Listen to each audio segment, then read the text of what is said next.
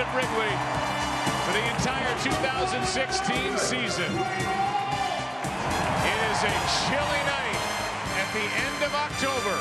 The Cleveland Indians up 3-1 over the Chicago Cubs. And now welcome inside the broadcast booth, everybody. I'm Joe Buck. The Hall of Famer John Smoltz is coming right up. Well, you know what's on the line tonight. Does it end here in Chicago at Wrigley Field? The Cleveland Indians get a chance to celebrate their first World Championship since 1948, or do the Cubs, behind their ace Jon Lester, force this series back to Cleveland, Ohio? It's going to be a fun night tonight on Fox. And welcome in, John. And I think so far what's been very evident, that with all the pressure of these home at bats in front of a raucous crowd at Wrigley Field, some of these young guys for the Chicago Cubs have been a bit overwhelmed. They got to calm it down a little bit. Yeah, no doubt. And what you got to tell yourself, what we haven't done, you got to remember what we can do. And they can hit, they can run, they can play defense. And oh, by the way, they have their best pitcher on the mound. So the Cubs are going to have to get back to the basics. They're going to have to get this crowd into it. They only scored 2 runs here at home for Jon Lester. You see the numbers offensively. Jon Lester has to control the other team. And what the offense for the Cubs has to do is get the lead. They got to win the 5 innings. It sounds like a broken record, but the Chicago Cubs can flip the script really quickly. Lester, Arrieta, Hendricks. Okay, let's talk about the Cleveland Indians now. This is a team that's firing on all cylinders, and tonight they've got Trevor Bauer going on short rest. We'll see a lot of the bullpen. Terry Francona is going for the throat tonight. It should be a quick hook night for the starter. Yeah, and that's what the Chicago Cubs are up against. That's why if it's close in the 5th or a lead for Cleveland, he's turning it over possibly to his closer. Cleveland playing with house money. I hate that term, but they're going to run like crazy if they get on base. Cleveland's got all the momentum, and I think for Bauer, keep him in the game and then let Francona do the rest. Off we go. It's Game 5 of the World Series tonight on Fox. Oh, we get what we deserve, and we're down we go. The Indians stand on the brink of their first World Series championship in 68 years, while Cubs ace Jon Lester carries the burden of 108 years of hopes and dreams. Will history be made tonight?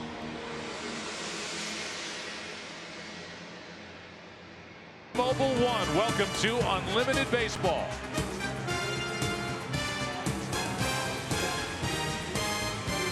Well, the wind is blowing in, maybe left to right just a bit. It's 51. It feels a heck of a lot colder than that. It's going to get more chilly as we go. That's what the Scarecrow would say in The Wizard of Oz. I think it's going to get colder before it gets warmer, or something along those lines. Let's take a look at the lineup for the Cleveland Indians. 5th game, 5th different lineup. Rajai Davis, Jason Kipnis, and Francisco Lindor. In the middle, Mike Napoli, Carlos Santana, who's back in left, and Jose Ramirez. Show the hair, Jose. He's at third. Back end of it, Brandon Guyer, Roberto Perez, and Trevor Bauer, lacerated pinky finger and all, ready to swing the bat and do what he can.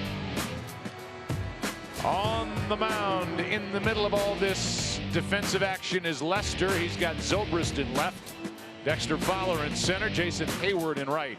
Around the infield, Chris Bryant, Addison Russell, Javier Baez, and Anthony Rizzo. David Ross does the catching, and that's the usual combination. Ross and Lester, who has been outstanding since the All-Star break. He's lost only twice, one of those losses coming in game number 1 when he was matched up against Corey Kluber, went 5 2/3, allowed 3 runs on 6 hits. But it's all on him now for the Chicago Cubs and these fans that are packed into Wrigley to try to get this series back to Ohio. Yeah, he's been really good and really good at home, and I think you're going to see a subtle adjustment just based on the last game. I would think that Jon Lester's going to pound some fastballs in. The wind's blowing in from left. It'll carry a little bit to right, and look for him to pound more strike ones. He didn't do that as well as he would have liked to in the last game, and certainly keep the guys who can run off the bases. That would include Rajai Davis, who's ready to go.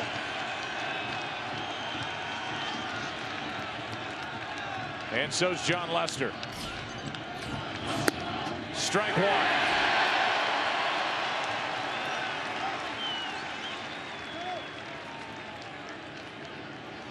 Jon Lester went 12 of 26 as far as first pitch strikes in game number 1, and Rajai Davis likes to get on and start the engines. He stole 43 during the regular season.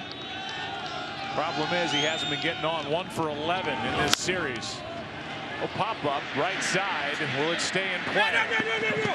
The answer is no. And Jason Heyward had to slide around one of the Indians, either pitchers or part of their personnel, down in the Cleveland bullpen as that ball was coming down.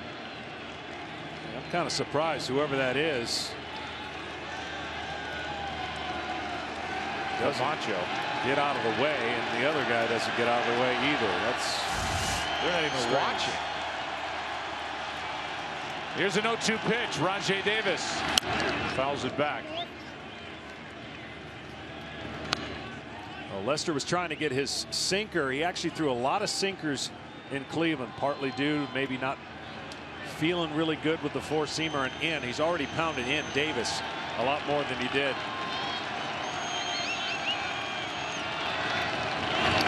Ball 1.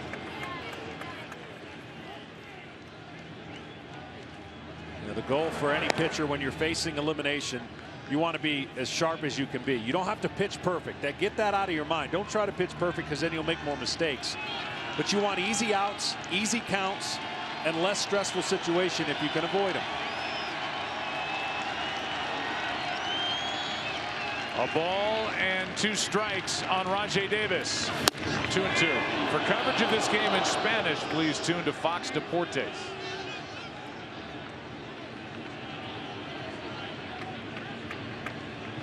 Two quick strikes on Davis, now a 2-2 count. Lester got it.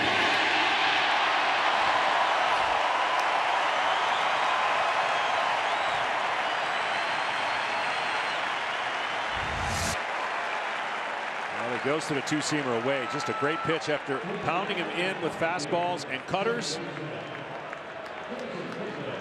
First out of a guy who can run. A good start for Lester.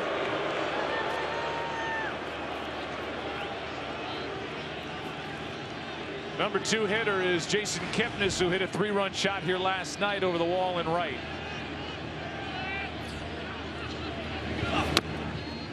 Strike 1. And when he did it, the first visiting player to homer here at Wrigley in a World Series with a 3-run shot since Babe Ruth back in 1932. Here's the 0-1 from Lester. 0-2.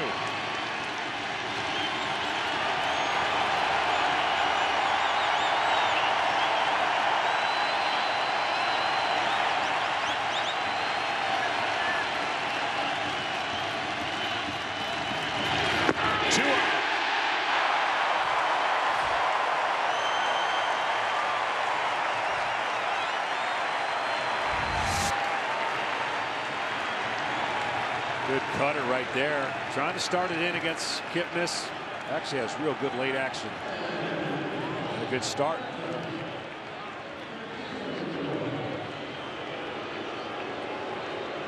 Jon Lester has pitched in a couple of elimination games, and his team has gone 0-2 in those games. Number 3 hitter is Lindor, takes a strike. So Lester trying to come through for the Cubs. Couldn't do it for the Red Sox back in 08 against Tampa Bay. But he looks on tonight, at least in this first inning, pounding strikes. That's what he needed to do, and getting inside to Lindor. Lindor getting 2 hits off him in the first game.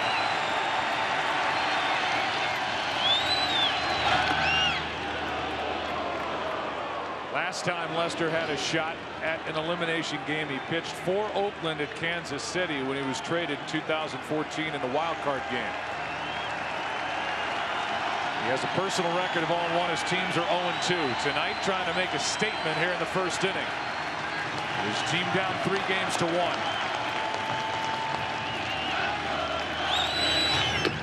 Statement made.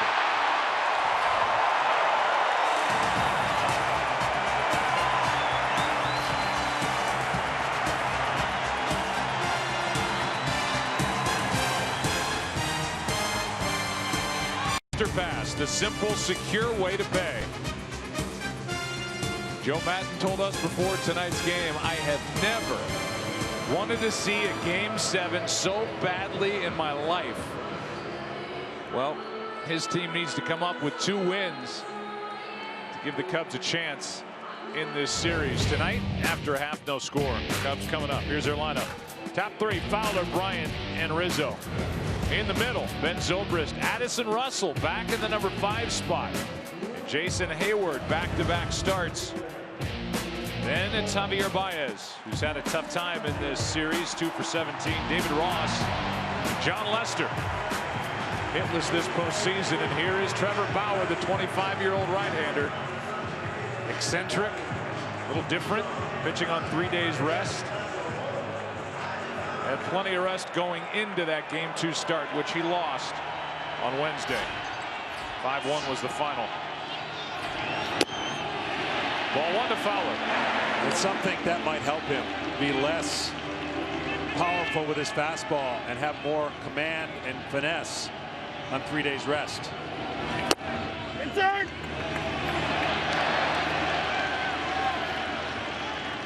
Fowler went deep last night.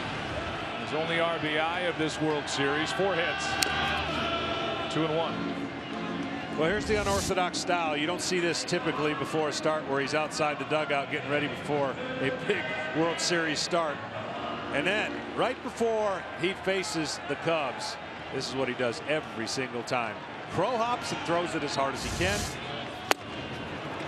But nobody questions the stuff he has. It's whether or not his game plan fits what the Indians are asking him to do and their catcher in Perez. They don't want him shaking off too much. Fowler steps out, gets back in.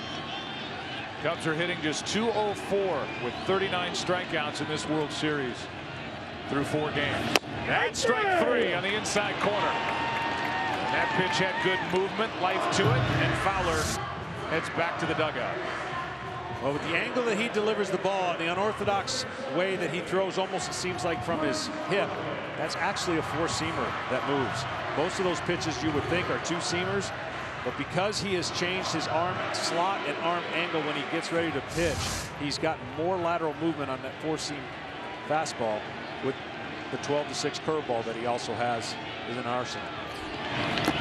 Cubs need to get Chris Bryant going. Time's running out. 1 for 14 in this World Series. No RBIs, hitting .071. And the message I would give if there's a teammate that maybe not playing is take your walks if you're the Cubs. Take them. See, you expand the zone and you want to make something happen via the hits. You'll get something going if you just take the walks that the Indian pitchers are giving you. That has been a theme for the Cubs so far in this series. Not taking the walks. Game 2, 8 walks, win. That's popped up right side. It will get out of play for strike 2.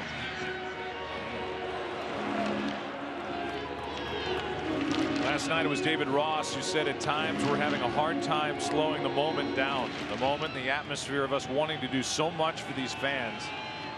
I really think that's where it comes from. This place is electric and the Cubs have been pressing. And now back-to-back strikeouts for Trevor Bauer. And Bryant didn't like the call. 2 out. Well, they've been pounding curveballs against Bryant. And this one again, see that break from top to bottom? That one split the plate. Bryant's going to think that's low. That's what they've been doing to both him, Baez, Russell. Rizzo will try and break the string. 5 batters have stepped to the plate in Game 5, and all 5 have struck out. Sure, we're going to find out if that's a World Series record if they strike out the side both. Stats on everything. That's what Aaron Charlton's in the booth for. The guys and gals at Stats Inc. Another strike. Well, for the Indians, good sign. That curveball didn't come until about the 3rd inning in his previous start. So you can already see, looking, he's more in rhythm on 3 days rest early in the 1st inning than he was in the game in Cleveland. Saw Mickey Callaway, pitching coach, who's done such a good job with this staff for Terry Francona. There's so much to say about Francona. I know we went into some of it last night. Trying to win his 3rd world championship. 2-1 on Anthony Rizzo. Yeah, and talking with him, still trying to make progress with Bauer, still trying to get him to come closer to halfway. He expressed to us last year at one point he threw 80 consecutive days off the mound. That just doesn't happen. But he's a unique pitcher. And it's hammered down the line. Foul. And out onto Sheffield. Well, that's the side of the field where the wind won't affect it as much. It's going to be blowing in from center to left center. And he knows as soon as he hits it, too much hook.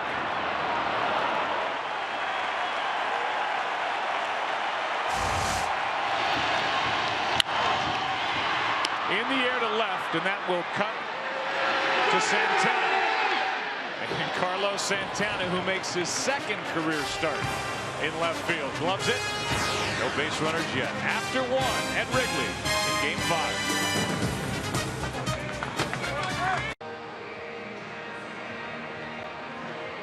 Home plate umpire tonight is Tony Randazzo. Joe West is at first base. Sam Holbrook at 2nd. Chris Guccione over at 3rd. And left, it's John Hirschbeck, the crew chief, and Marvin Hudson in right.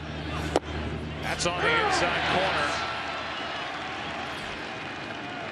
That's 11 strikes in 14 pitches from John Lester. Larry Vanover is the umpire back in New York. He'll watch the replays. Here's a little flare into shallow right center, out behind the 2nd base position, 1 out. Well, you can learn a lot by watching BP. And earlier today, balls to the left field, the hitters couldn't drive them out of here any depth or any height. But to right, Napoli was putting on a show, fading some over to right center. And you can tell the theme of Lester getting in on right-handers is going to be important, because he's going to want them to actually pull the ball in the air and not hit the slicers to the right side. You weren't even looking at your monitor when we flashed up that last graphic. I wasn't. What did it say? Big swing and a miss by Carlos Santana, the last NL pitcher to strike out the first 3 batters in a World Series game. There, right there. Look, Reed. Oh. You in Game 5 against the Yankees. Can we keep that up there for a while? That was in Atlanta before the Yankees won it in Game 6. Here's a pop-up right side. Foul ball. Will it stay in play? Ross is there, and he gets an assist as Rizzo puts it away. 2 out.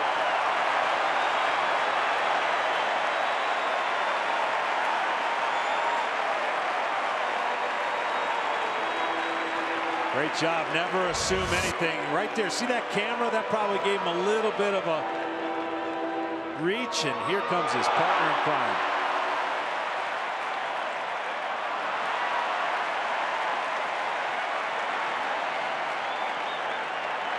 The old tip drill. If only Jim Harbaugh were here to see that. Oh, there he is. Oh, there he is. How about that? 2 out, nobody on, and Jose Ramirez steps in. Strike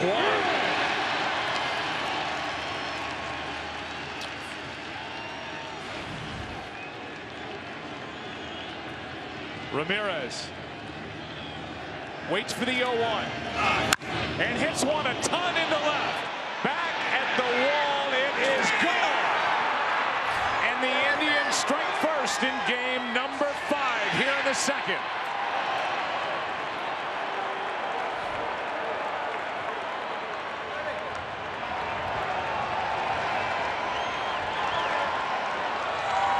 When he asked Terry Francona about Jose Ramirez, he says he's just made himself a great hitter. And after a terrific regular season, he has stayed hot in the postseason. Indians up 1-0 in the 2nd. You're right about that, making himself a great player. He has been outstanding all year. Doesn't matter what side of the plate. Ball 1 inside to Brandon Guyer. Terry Francona moving these pieces all over this order. 5th different lineup that he's used through 5 games. And out of that number 6 spot, Ramirez goes deep. 1 ball, 1 strike on Guyer. We showed you the umpires, and Everyone associated with baseball extend our condolences to the family of retired umpire Mark Johnson, who passed away on Wednesday. Tonight's umpiring crew personally conveys their condolences to Mark's wife, Lelia. So they are thinking of him tonight. The men in blue. And Brandon Guyer will try to follow that blast by Jose Ramirez. Just outside, and the count goes to 3-1. I don't think Ramirez could have hit that ball any harder. It was perfect execution. You almost feel like he was looking for it, because John Lester threw it exactly where David Ross wanted it. That's hard hit. Bryant, a dive, a throw, a dig. Got it. What a play. And Guyer says, let's check and make sure Rizzo's foot was on the bag. What a play on both ends. Replay on the screen. Bryant, you see the ball down the line. Great extension. Taller third baseman gets up, and his teammate bails him out. Great pick. As of now, wow, the Indians are not going to challenge. And they've already said they're not going to challenge it. But it looks like Rizzo's foot's off the bag. Does it get back? We'll look at it again. But here's the home run. Jose Ramirez has gone deep. That's his first of the postseason, and the Indians strike first in Game 5.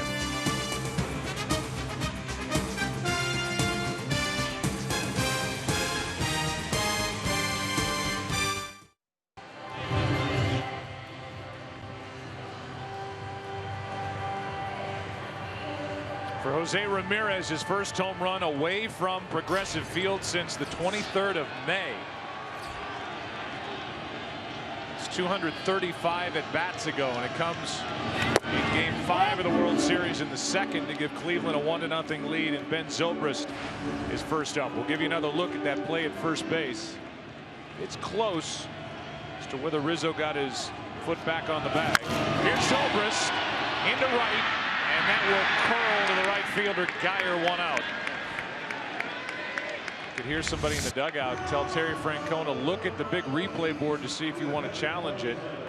The big replay board did not show this angle. Question is, does the foot of Rizzo get back on the bag before the right foot of Guyer? The call was out, and as we've learned so far this postseason, John, unless it is clear and concise, they're not going to overturn it. Here's a strike into Addison Russell. Yeah, being so early, up 1-0, and being so close, I don't think it was worth losing a challenge for Terry Francona. 1 ball, 1 strike. Joe Maddon said Addison Russell is a big confidence guy, which means he's telling Addison Russell, I have confidence in you to hit the number 5 spot. He hasn't been in this spot since early on in the postseason, because Joe Maddon's looking for something, some spark in this lineup. He's got Russell back behind Zobrist. Check swing. 2-2. And he doesn't jump out like that, where he's swung a lot of those pitches. You could hear Joe Maddon saying, come on, right field corner, double. He wants him to stay on the ball and go the other way and then react in. The curveball and breaking ball has just absolutely given Russell a lot of fits. Full count. And the other thing that's given the Cubs fits is this count. They have not won enough of these counts. 3-2. Let's just see if they can command the strike zone and be as calm as possible and not expand it on a 3-2 count.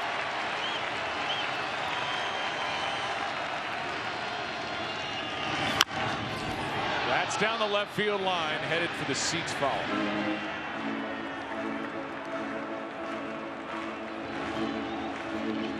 Last night was the first time since Game 5 of the division series with the Washington Nationals. The team that scored first lost. Cubs scored first last night, but lost the ball game. Here's one up the middle. Russell's on with 1 out.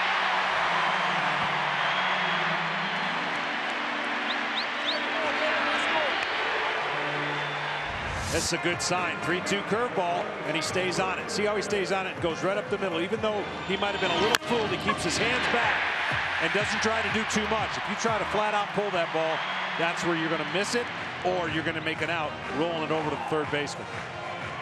Those are the kind of at-bats in a baseball game, one at a time, pass the baton down, let the next guy do his job.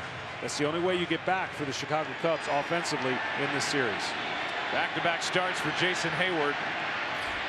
Coming off his first multi-hit game since September 26th. He would like to reward Joe Maddon for going back to him in the lineup last night because of how good he is defensively out in right. John Lackey on the mound, and he got a couple of hits, so he's back in there tonight. Batting in the 6th spot. And again, I got to re-echo, this is not a fun position for Jason Heyward, as the year did not go the way he wanted. You get benched, your pride takes a hit. He's handled it, from what we can see, as good as possible. He comes in, pinch hits, plays the defense, but that pinch hit line drive to center, and now he's been swinging the bat a little bit better. 2-0 pitch. Those are the pitches, though, that you got to keyhole. You got to sell out at some point in one area when you're having the at bat in your favor at 2-0. Just took it for a strike. It's 2-1.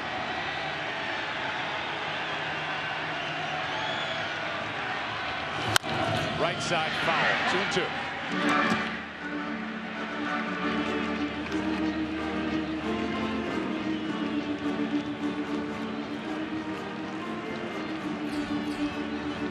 Heyward now with Baez on deck. And remember, David Ross does the catching for Leicester, so he's in the number 8 spot.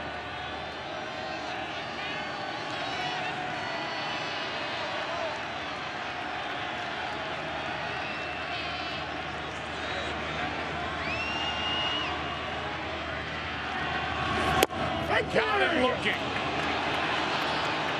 And that good moving pitch that jumps back into the strike zone. The one that got Fowler against Heyward. See, when he stays on top, instead of, I call it, throws a shot put, he has the capability of throwing fastballs that can do what Kluber did. But when he gets out of whack and rushes, he rides the ball up. He's a high fastball, curveball guy. But when he gets out of rhythm, he's higher than high, and it doesn't make it look good. For Baez, I would be on the attack first pitch and then be cautious once they get strike one on you. Ball one inside. What's happening is he's missing the first pitch, and then once he gets a strike on him, they start expanding the zone and don't even come close to throwing him another strike. And unfortunately, he's helping him out. 2 for 17 in this World Series.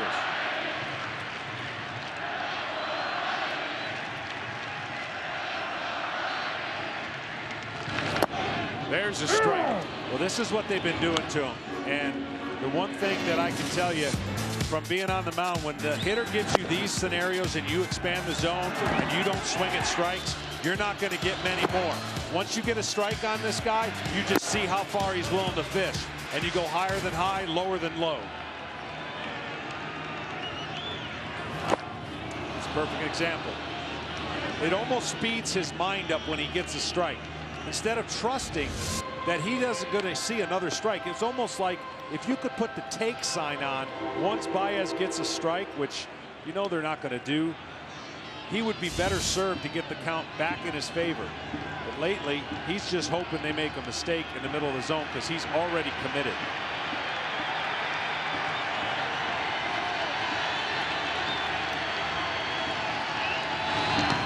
He goes after that pitch in the dirt, and a strikeout on another bad ball way out of the strike zone.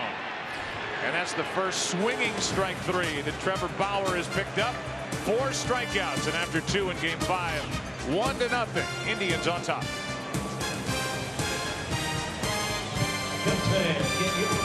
More 2016 J.D. Power Dependability Awards than any other brand. The Cleveland Indians have won 15 straight when they've hit a home run, including 9-0 in the postseason. And that goes back to how good their pitching's been.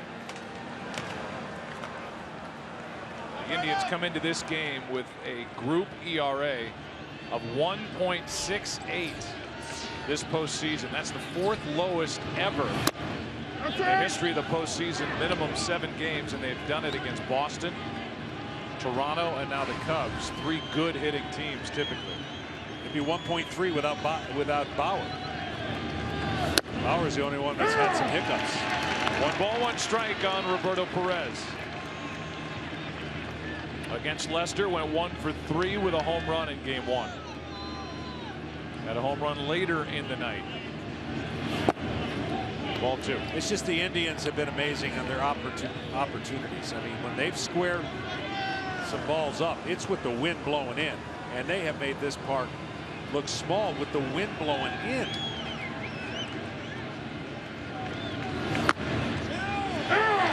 Two and 2.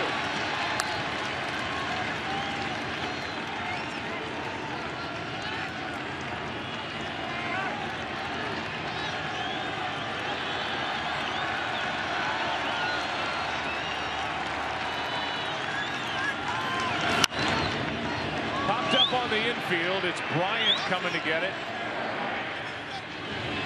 And in foul ground, has it 1 out. With a pitcher, Trevor Bauer, coming up. You look at what's going on with this Indians pitching. 5 shutouts in 12 games. And obviously there are more opportunities, more rounds in the postseason now. Divisional play starting in 1969.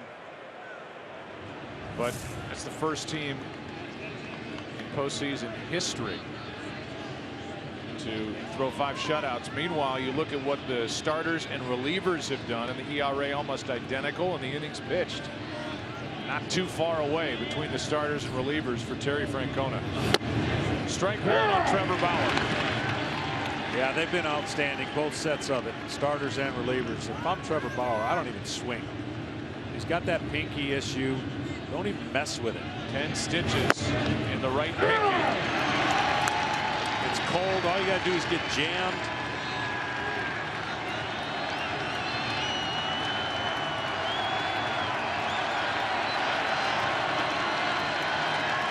Here's a 0-2 pitch. Ball 1. Matter of fact, there's times I've been up there. I've told the umpire, seriously, don't mess around. Get me out of here. Anything close, call strike. And the catcher looks at me like I'm baiting him, like I'm setting him up for a pitch down the middle. 2-2. Lester's yelling at himself. I had a little chip fracture, and I didn't want to swing. I didn't want to do anything. And there were 2 starts I did. 2-2 pitch. That is a foul ball, and Joe West was almost hit by it and then gave the foul call. Sandy Alomar is saying, hey, wait a minute. That looked fair. Let's give it a look. It went right between Joe's legs. This ball was really close to being fair. I think he got the call right. Yeah. Terry Francona went out to talk to the home plate umpire. That's Tony Randazzo. And he goes down to Joe West to make sure.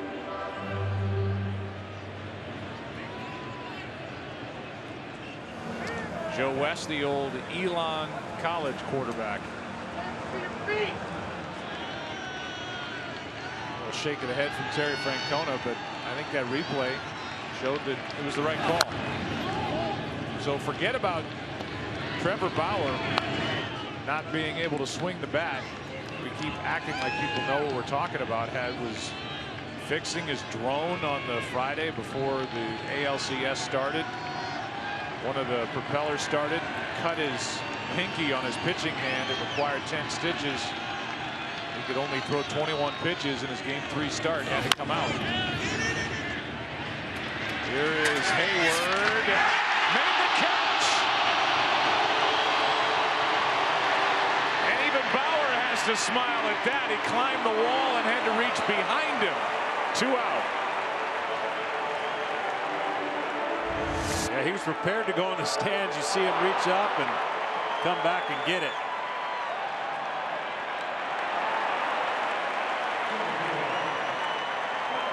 Well, the Cubs, widely known for their great defense, they've had some hiccups the last couple games, and Bauer giving them his approval. Rajai Davis now struck out his first time. Breaking ball for a strike.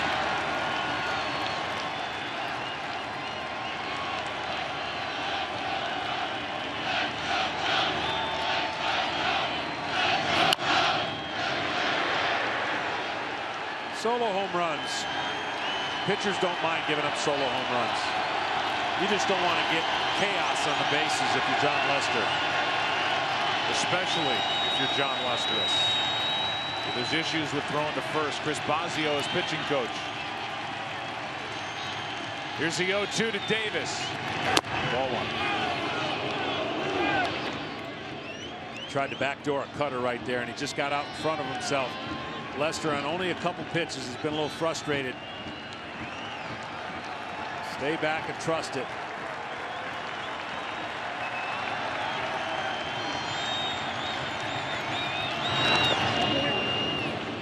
Well, the defense hurt the Cubs last night. Chris Bryant committing 2 throwing errors in the same inning. Coming in the second, a 2-run second, where the Indians entered trailing 1-0 and left the frame up 2-1. Pretty much were in control the rest of the way. Won at 7-2. Here's one to Baez. Bryant's already made a good play in this game tonight. A good play by Rizzo. Actually 2 by the first baseman. Now this by Jason Hayward. Almost went too far. 1-0 Cleveland.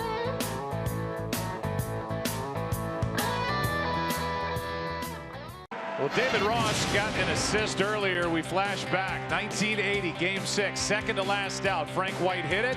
Bob Boone deflected. And Pete Rose was there to grab it for the out. Second inning tonight in Game 5. David Ross was there. So was Rizzo.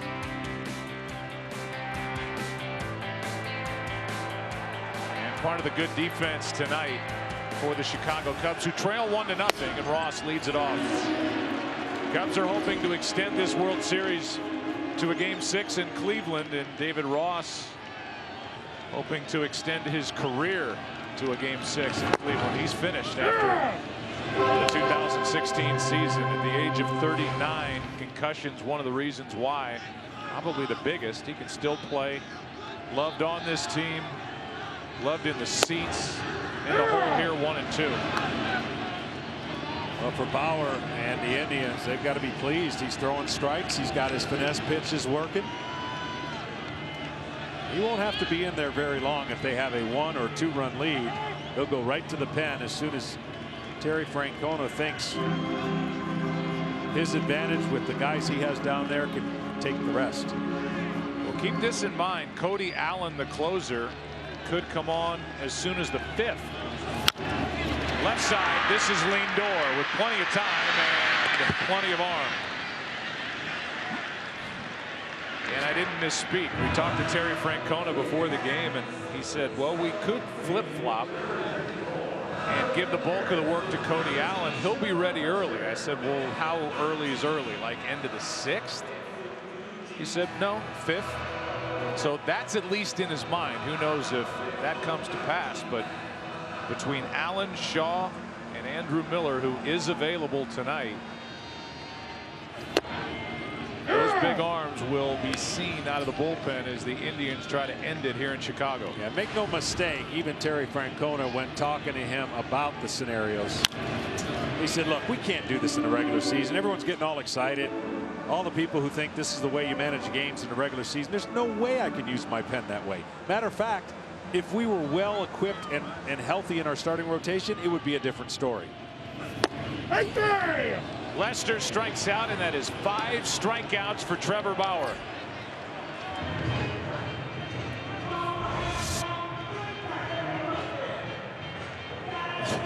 Terry Francona, who, as we showed you, has has a great record in elimination games. He's lost only one World Series game while he's gone 11-1.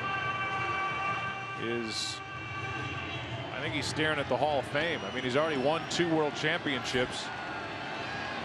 He goes to Cooperstown with another automatically and may even go in with 2 for the job he did with the Boston Red Sox. Yeah, absolutely. And he's not thinking about that, but you know that if he gets his 3rd in the 2 places where you eliminate a long time where Boston hadn't won, now Cleveland hasn't won. 2-0 to Fowler. He changed up on him. And Fowler way out in front. Trevor Bauer much better tonight than game 2. He's in much better rhythm, and even that pitch right there, not giving in to the count, showing finesse. 2-1. That is foul down the line. You know, you think about it, and it just sometimes, and for the Chicago Cubs, it really is this simple. You really believe you can win 3 games in a row with the pitchers you're going to run out there, but you're going to need a little help from your offense. They did it 18 times this year, win 3 games at least in a row. But they're going to have to string together better at bats. No doubt. I mean, the top half of this lineup's got to cover the bottom half. They've got to be better than what the bottom half is not doing. Here's a 3-2. High fly ball into right. Geyer to his right. Trevor Bauer in charge so far. 4th inning rolls in game 5. Indians coming up as they lead by 1.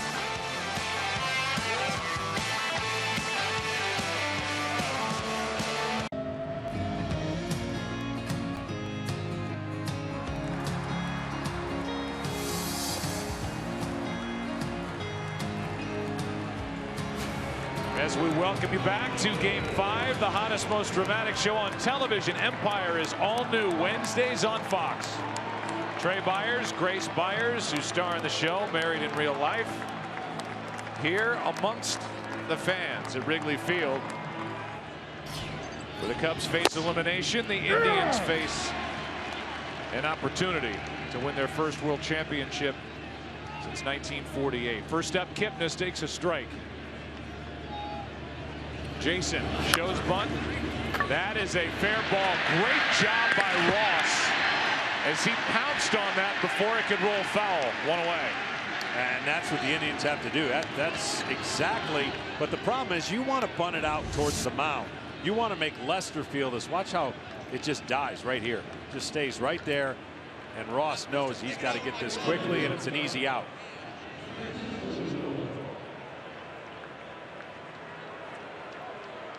He is an extra leader that Joe Maddon has out on the field with his team facing elimination here tonight. David Ross. With 1 out, nobody on. Here's Lindor. High fly ball into left. Coming to get it, Zobrist. 2 quick outs. And the batter will be Napoli. Beautiful shot of the great city of Chicago. And tonight's telecast is sponsored by Bud Light. Lady Gaga's new album, Joanne, available at Apple Music. And by Geico, 15 minutes could save you 15% or more on car insurance. Downtown all lit up, John, and tonight's aerial coverage brought to you by DirecTV. If you call yourself a sports fan, you got to get DirecTV. Call 1-800-DirecTV. I'm going to get in one of these days. Here is Napoli hooking it foul down the line. Well, Lester's doing everything you could want a starter to do in elimination. He's throwing strikes. He's getting easy outs. Yes, 1 ball left the yard. 1 run's not going to beat you. That's what you got to tell yourself. And certainly, you're making a statement for your ball club to say, I'm on. All we've got to do is get on the scoreboard, and we will win. And strike 2. Each side has only 1 hit, but the Indians made it count with a Jose Ramirez 2-out solo shot in second.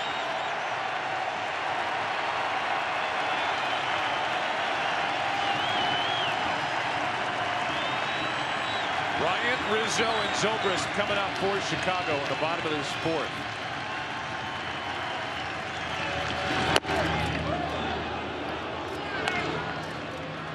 Napoli hit a ball here yesterday that would have been in the street, no doubt. Absolute moonshot. He himself couldn't believe that ball stayed in the ballpark.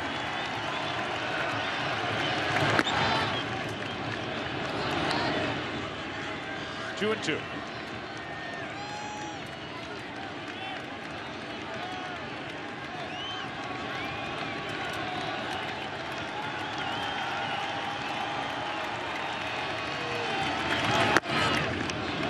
Full count. Tried to go away after establishing in. I wonder if he'll go cutter in and try to get under the barrel. Napoli likes the ball down. See where David Ross goes on a 3-2 count. Back away.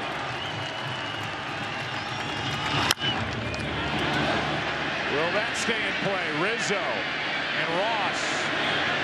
It's Ross. Inning over. He's right in the middle of it all. Ross gets this one. No assist. Bottom of the fourth, 1-0, Cleveland.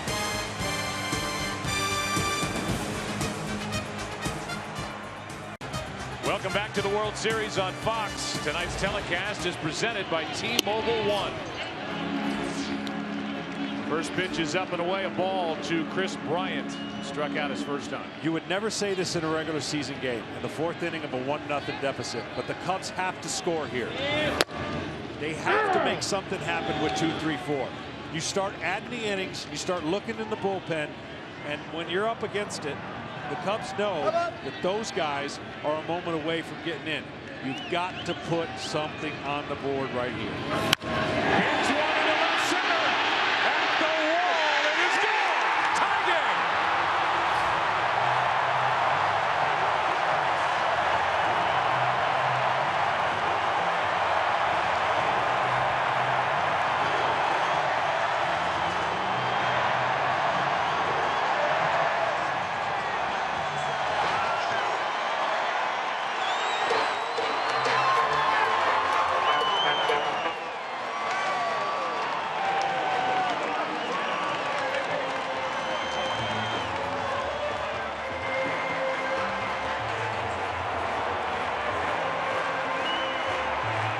That's his first RBI in this World Series.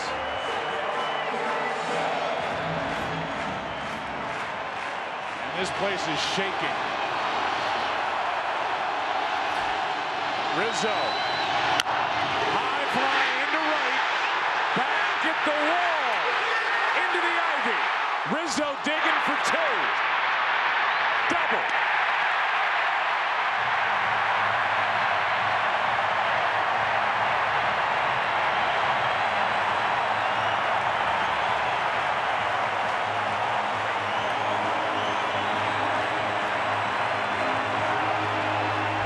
This is how quickly it can change. He finally got a mistake. Middle in, you see the exit velocity and the momentum. That's all the Chicago Cubs have been waiting for and looking for. They don't care if it's 1 foot over the basket or in the street. He thought he had it right there. Well, he was obviously looking at it and then really had to turn it on, not running out of the box. The throwing to second was wide, however, by Geyer. And that allowed Rizzo to coast into second with a double. Here's the second area that the Cubs have to be better at. You see the reactions. They have to get this runner over to third base. They have not done this well in the series. Zobrist has flown out a couple times to left field. I would almost guarantee he rolls over and gets this, if nothing else, if not a hit. Rizzo to third base.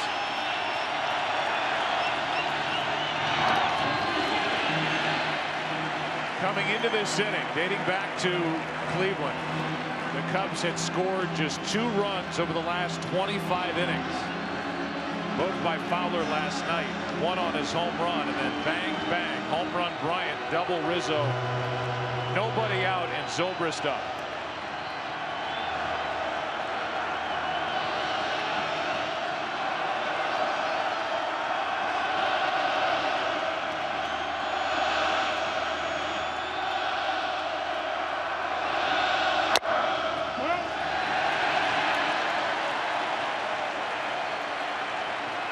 crowd has been tired of sitting.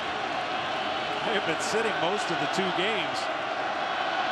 They know what's at stake.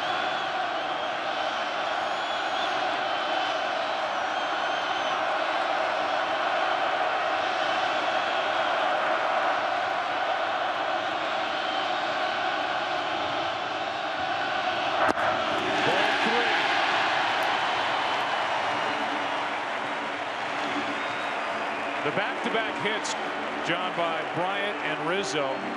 It's only the second time those two have had back-to-back hits this entire postseason.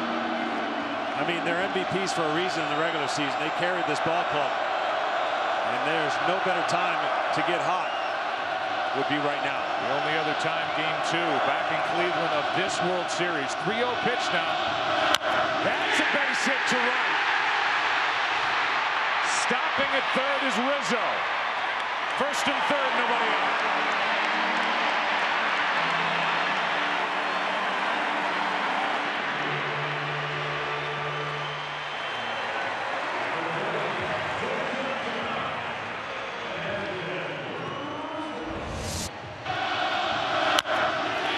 Well, he definitely did his job. It was almost a guarantee he was going to get the ball to that side of the infield because it was hit so firmly and in the air. Rizzo had to hold up. But now, here's what the Cubs are looking for. Something out of the back end of this lineup. Russell now, who has a hit. Hayward, who's really struggled, has 1 RBI the entire postseason.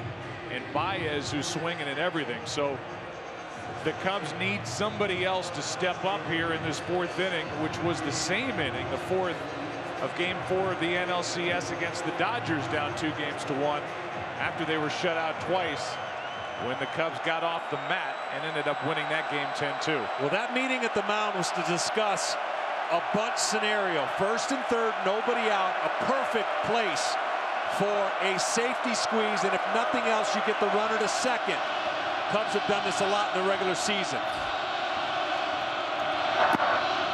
A strike on the outside corner on a good pitch from Bauer.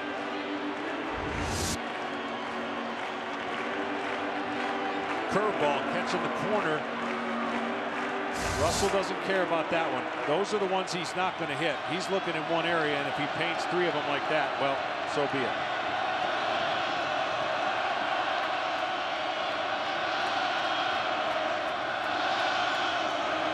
Here's the bunt, and it's foul. And that's the play. You got to just get it fair. It does not have to be good. They've done this during the year, a perfect scenario, and now he's going to have to battle with 2 strikes. You don't even care if he hits into a double play right here now after he doesn't get this down. But Rizzo reads it. You can't defense it. You cannot have any defense against it.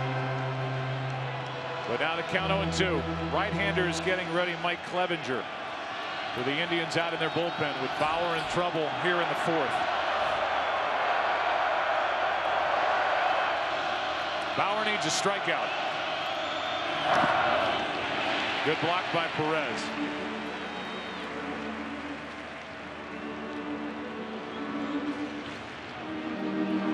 The Cubs have gone homer, double, single. And Russell, who singled up the middle, is behind on the count. And here's this group and how they've struggled in this World Series. Cubs looking for something out of one of them.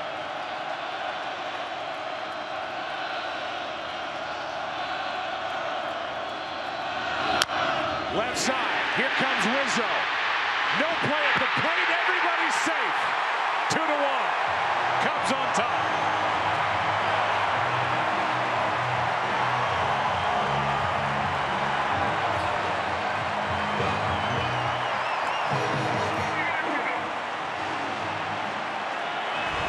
These are the little things. Just put it in play, even if it's a double play.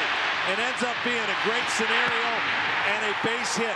The Cubs struck out too many times in this series, having put pressure on the Indians.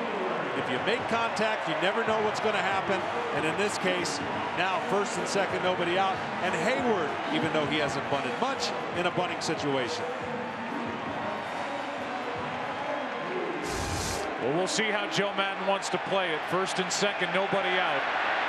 Hayward struck out looking his first time.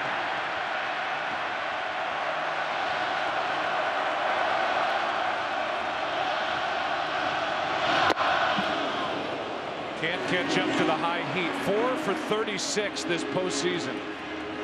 2 for 8 in the World Series. Only 1 RBI since the division series started. Now, the reason you don't like him or may not want him bunting is because Baez has expanded the strike zone and runners on second and third. Not a great matchup for contact. So Joe's going to take his chances swinging the bat. Bauer tried to climb the ladder. Hayward, no chance to swing at that. 1 ball, 1 strike. But I'm telling you, in this game, and especially at this time of the year, the more pressure you can put, I just love the bunt. I love the bunt when they're second and third. You don't have to score via a hit. But I can understand why Joe's choosing to swing here because of the man on deck struggling to put it in play.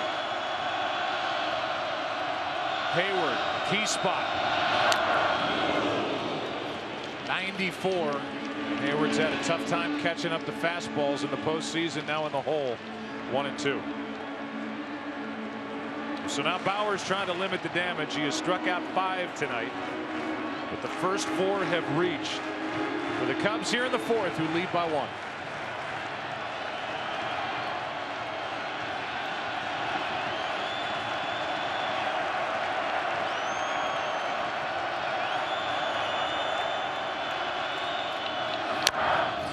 Back here. Bauer would love to climb the ladder, but you bring in the mistake factor on the fastball up. That's one thing that Hayward can handle. If you trust your breaking ball and you know you can get it down, that's the pitch you throw right here. The room for error up is a lot less with a fastball against a guy like Hayward.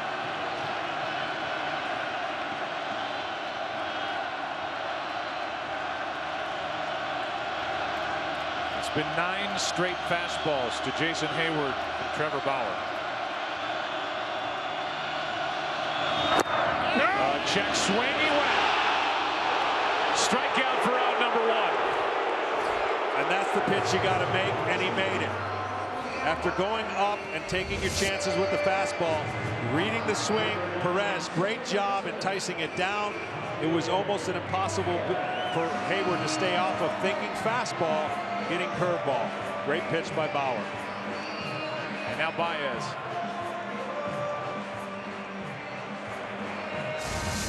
So Hayward has struck out twice. Baez struck out on a pitch that bounced in there back in the 2nd. Runners at first and second, 1 out now as Hayward does not advance the runners.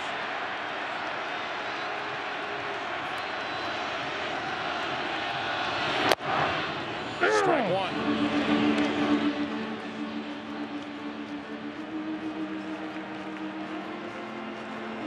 Runners on, just 1 for 14 is Baez. And this postseason, as Baez has gone, so have the Cubs. 367 in their 8 wins. That's his average. 160 in their 6 losses. And all of his RBIs have come in Cub victories. A bunt could not have been better. Bases loaded, 1 out.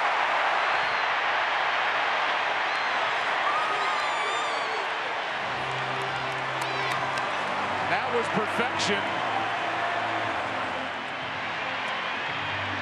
It leaves it in the lap of David Ross.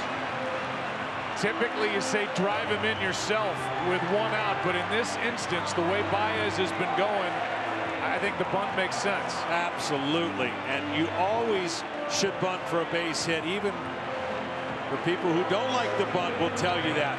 When you're struggling and they're going to expand the strike zone, all of a sudden now it's a lot simpler task. Put the ball with the infielder back at third base, and you pass the baton on to the next guy. That's the theme of the postseason. You don't have to be the hero right there. But he puts it on David Ross, who is a double play ball candidate, but also somebody who has had good at bats this postseason. While going 3 for 15, he does have 1 home run and 2 RBIs. This will be an interesting pitch choice because your tendency would say to go to the curveball, but the curveball is an easier pitch to loft for a fly ball.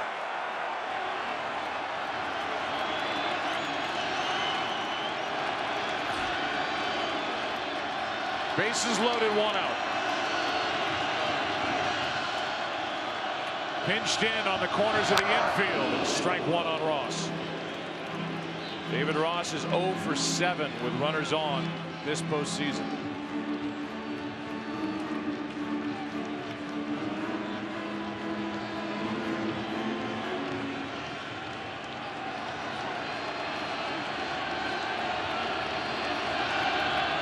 A little different story this round as opposed to the first 2 for the Cubs with a sac jam.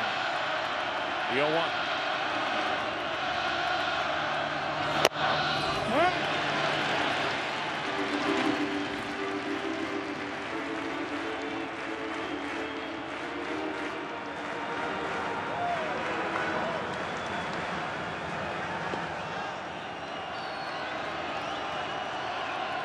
Terry Francona trying to help guide Trevor Bauer through this 4th. Same for the catcher, Roberto Perez.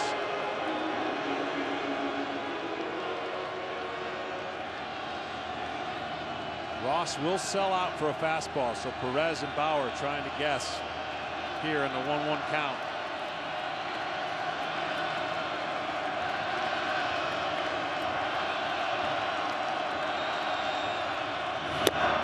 Strike 2. 94 up around the belt. A ball and 2 strikes.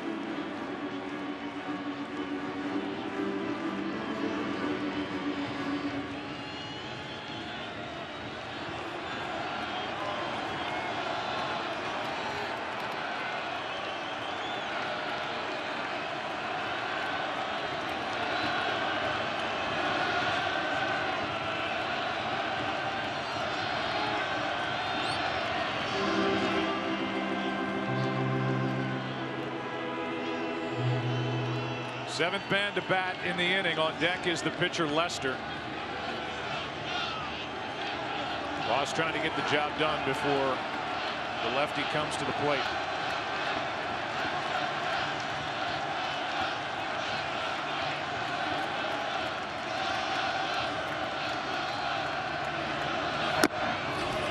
Two and 2.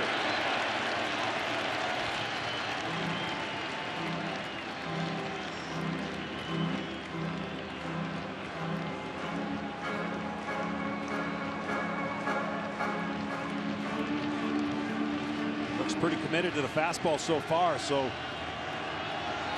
Ross has seen enough of them. Wonder if he can catch up if he sees a 5th one.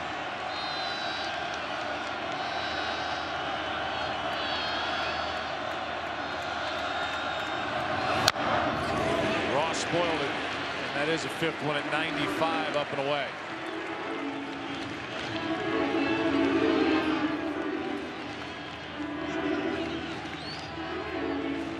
Are going back and forth between Perez trying to decide when and if to deviate from the fastball.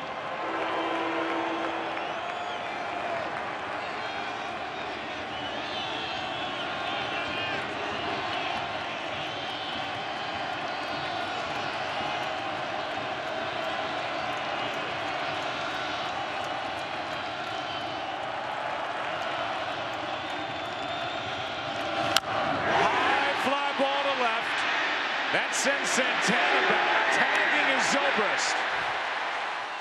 Another run. It's 3-1.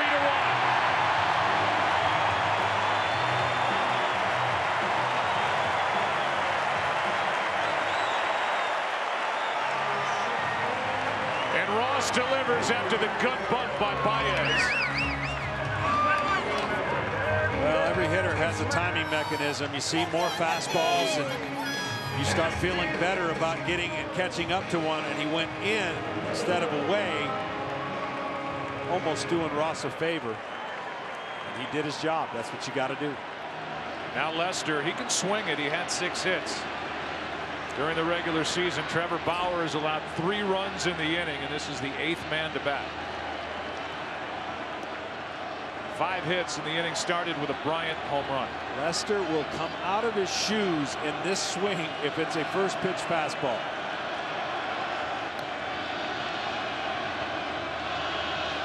Oh, it can't be in there though. It's got to be out over the plate. Tough to come out of your shoes on a pitch in, but this is a perfect scenario for a pitcher. He's got nothing to lose. His team gave him the lead. Send this crowd into a different level of volume if he were to get a hit. 0 for 6 this postseason. 6 RBIs during the regular season.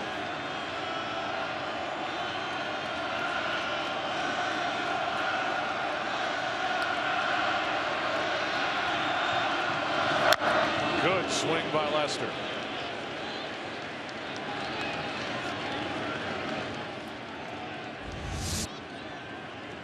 See, if I'm facing a pitcher and he gives me that swing, one could think, oh, did I beat him? Did he barely get a hold of it? And I go right to the breaking ball. Don't give him any feeling of confidence that another one's coming.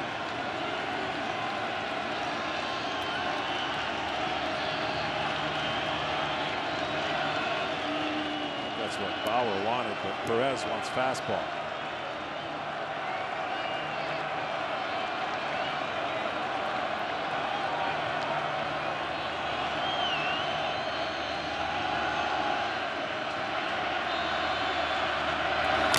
Strike 2.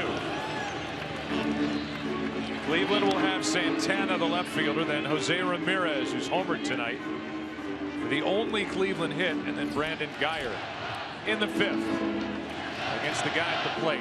This will be pitch number 74 for Bauer, coming to Lester.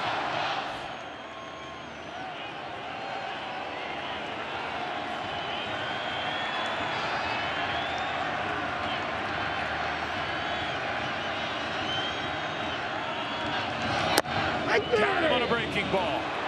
And the inning is over. But the Cubs get up off the deck. And it's the heart of the order that gets it done with Bryant, Rizzo, Zobrist. Up by 2 after 4 in Game 5. Back after this from your local Fox station. Pitch, Hit, and Run is Major League Baseball's free skills competition for boys and girls aged 7 to 14. Sign up now to host a free competition in your local community at pitchhitrun.com.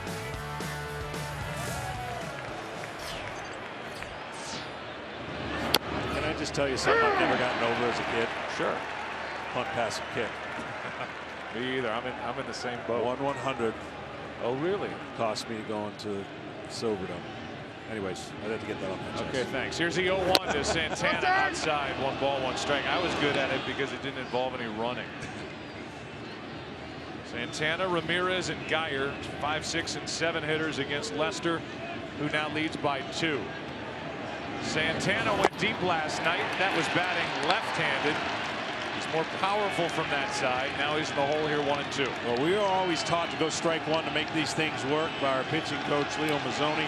And in this series, that has been the case for the Indians.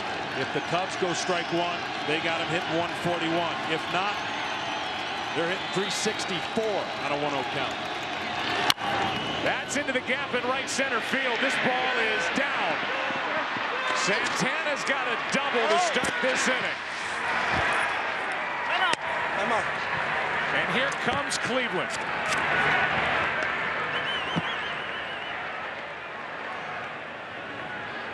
He can just flat out hit. Typically the DH playing left field for the 2nd time in 3 games to get his bat in the lineup. Last night at first, and he doubles here to start the 5th. Good high ball hitter, and he splits the gap.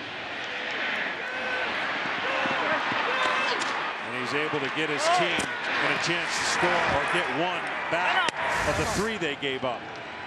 Ramirez do what he can to get a base hit or move him over to 3rd. Same scenario.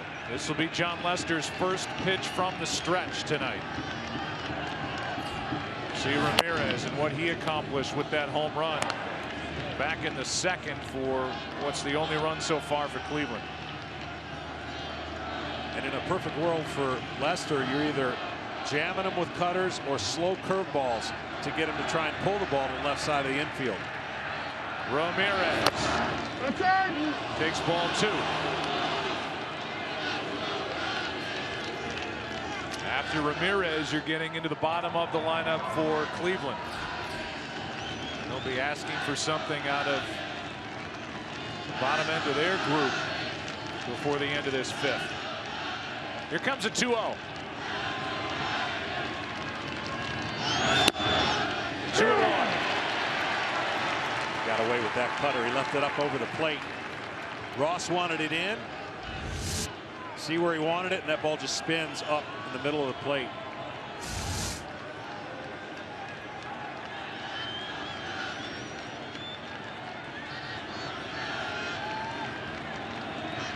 Two-one. 3-1 with Brandon Guyer on deck. See what that home run did is got David Ross and Lester maybe a little leery of going back in there. He hit a low pitch in for a home run to get the Indians jump started.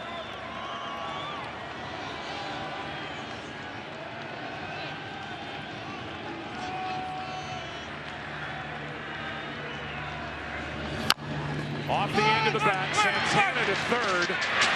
Russell got him, and it took a good play for out number 1. A dig by Rizzo on the other end. Ramirez advances the runner.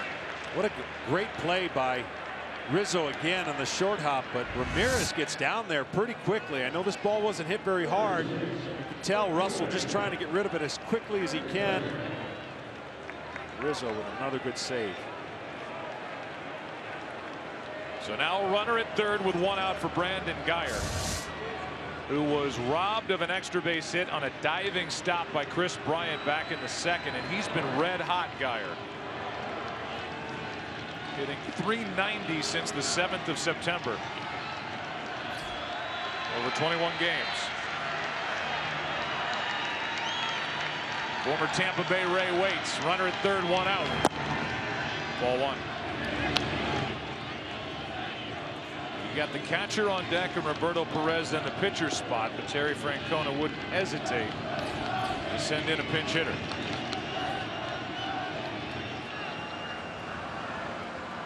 One-0 pitch. High strike.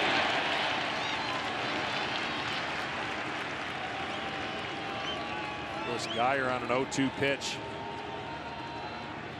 Got an RBI by a hit batsman. Lester throwing a cutter, hit his back knee.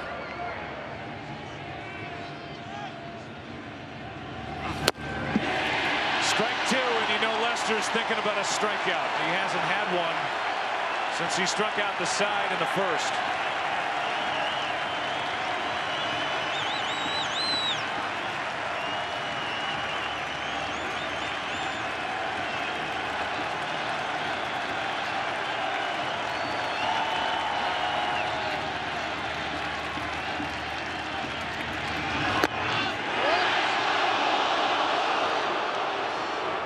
Two and two. That pitch was so good, even though it was a ball, there's nothing Guyer could do, so he took it, just hoping. And it is a ball. But you expanded the zone in his eyes with Guyer.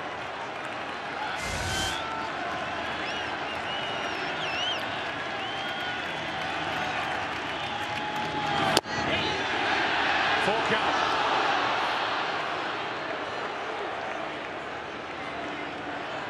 I'm thinking 3-2 breaking ball. He's gone out with those pitches. Still thinking about getting the strikeout.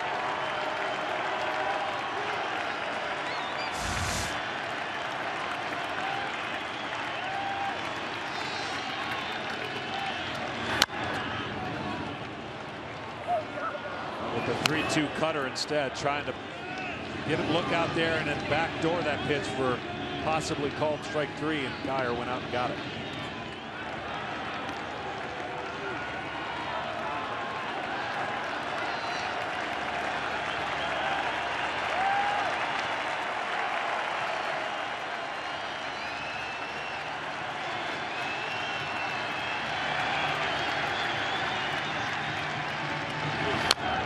Good swing by Guyer. Picked up in season. front office has done such a good job for this Indians team. Mike Chernoff, the general manager in his first year in that position. Chris Antonetti, president of baseball operations, former GM. Paul Dolan, the owner, signed off on the deal to get Andrew Miller and these in-season pickups, and here they are. In the World Series, up 3-1, trailing tonight 3-1, and out to the mound goes Ross.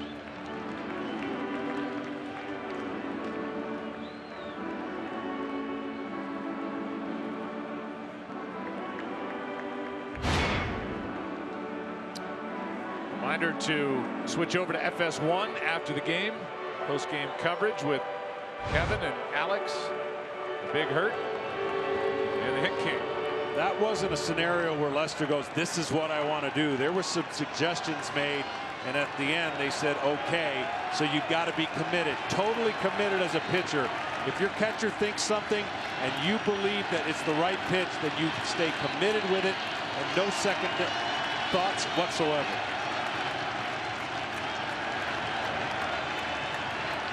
Another 3-2. Another foul ball. Everything this at bat, with the exception of early on breaking ball, has been hard. He got to 2 strikes. He tried to expand the zone away. They wanted to come cutter in there. Geyer has done a nice job fighting those pitches off. The Hawk, Andre Dawson watching. Hood on.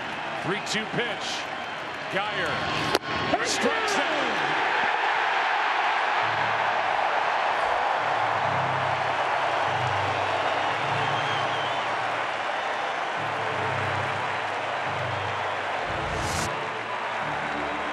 And he went out there, and this time he got the benefit of it.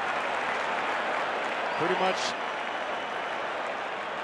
what we saw on the 2-2 count or the 1-2 count, but Geyer, can't blame him. Well, here comes Chris Bosio. You've got the number 8 hitter, Roberto Perez, with a runner at third, 2 out. The pitcher spot is next, but Trevor Bauer is not going to hit. And you would deal with Coco Crisp, who's been good coming off the bench in the previous 2 games. He's already in the on-deck circle. There's Coco. Look ahead if there is a game 6. Tuesday we'll be back in Cleveland. Coverage begins with the pregame show at 7 Eastern on FS1. Then it's game 6 at 7:30 Eastern on Fox, or watch it all live on Fox Sports Go. Jake Arrieta, winner in game 2, would take on Josh Tomlin.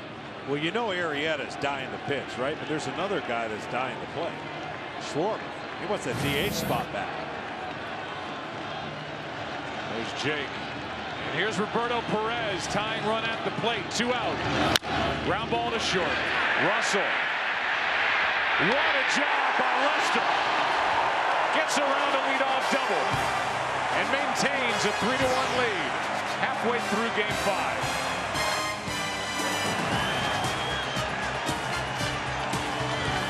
T-Mobile One. Welcome to Unlimited Baseball.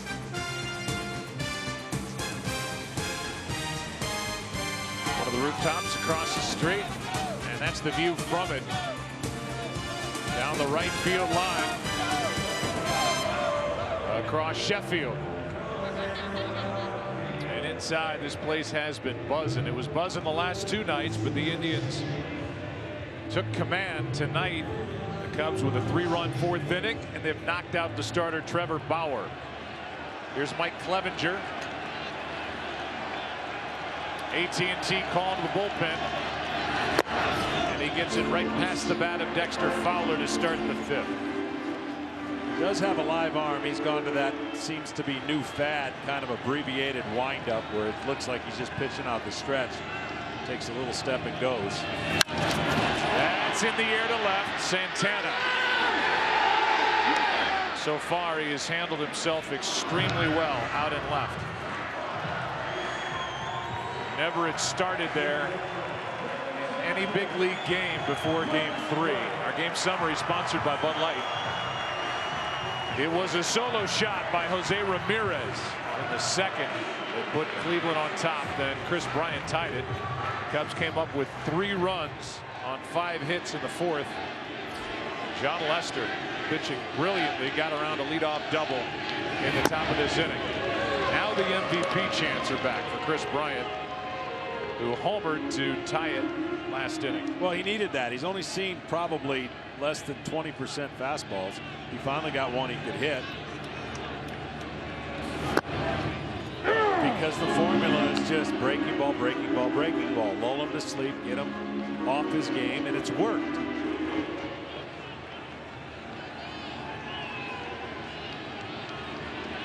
Joe Maddon talked about the need to get to the quote-unquote underbelly of the Cleveland bullpen, because the big guns have been almost untouchable. Shaw, Allen, and Andrew Miller. But this is Clevenger, and he's behind on the count here, 3-1.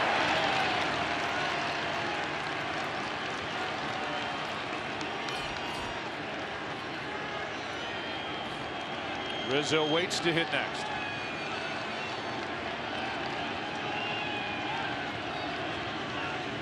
A walk. With one out. StatCast is powered by Amazon Web Services. Back in the fourth, the home run. 105 miles an hour through the teeth of the wind, 382 feet. Projected distance.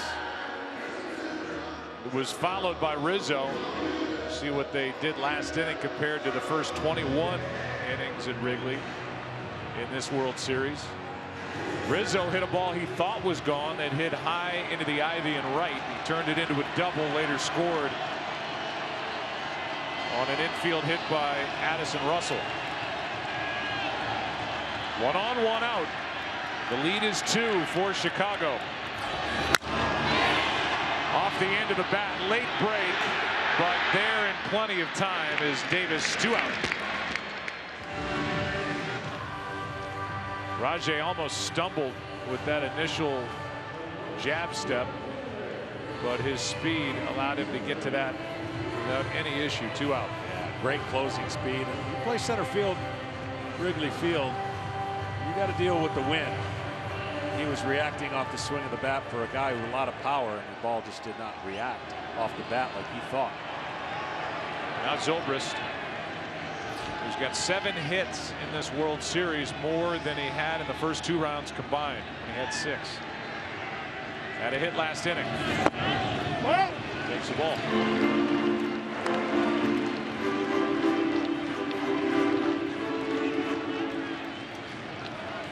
His front leg, when Clevenger comes to stretch, he gets it bouncing, bouncing, bouncing. He's going to have to come to a stop. He bounce, bounce, bounce, and he's got to come to a stop. And that's what I was going to suggest. Bryant looked like he was going to go. You could almost time that when he's bounce, bounce, bounce, take off.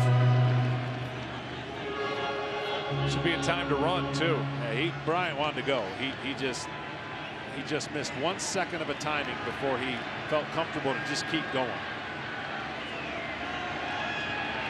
Try to get into scoring position with 2 out for Zobrist.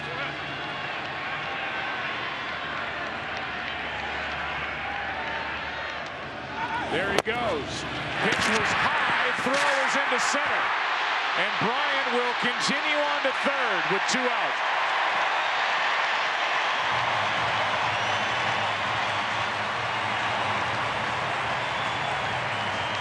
Stolen base and an error on Roberto Perez, the catcher.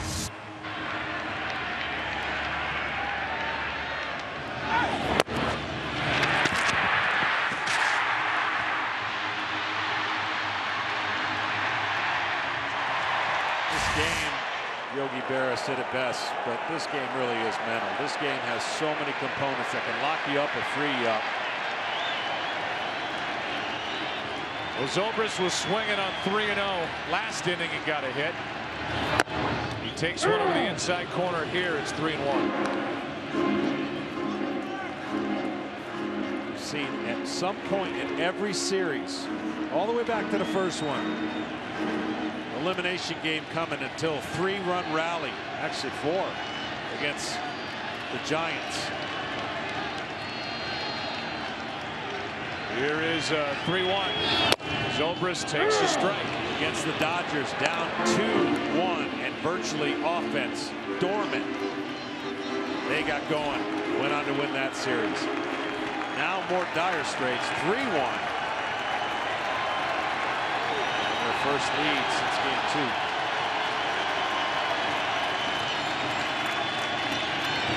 Check that, they had the lead and lost. A walk puts runners on at the corners with 2 out, and we'll give it to Addison Russell. Yeah, you're talking about the division series when they rallied to avoid having to come back for an elimination game against the Giants and Johnny Cueto. And then they put it together. It started with a bunt hit by Zobrist in the 4th inning of game number 4 in the NLCS. The Cubs never looked back after that. Now tonight they're riding him. Leading by 2, a chance for more. Hard hit, but right at Geyer to end the inning. 2 walks, 2 left. Cubs at left 5. We played 5, game 5. Chicago up by 2.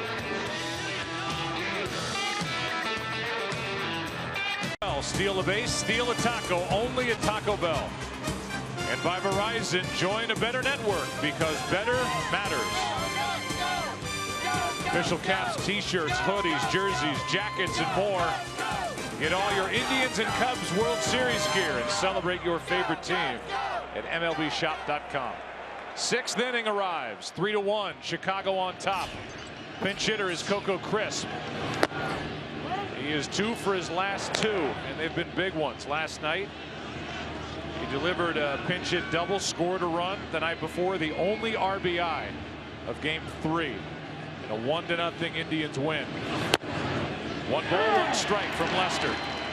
Lester fastball command has been really good. Only a couple times has he forced action ahead with 2 strikes and built in a 3-ball count when he didn't need to. But he's getting ahead early. He's been aggressive.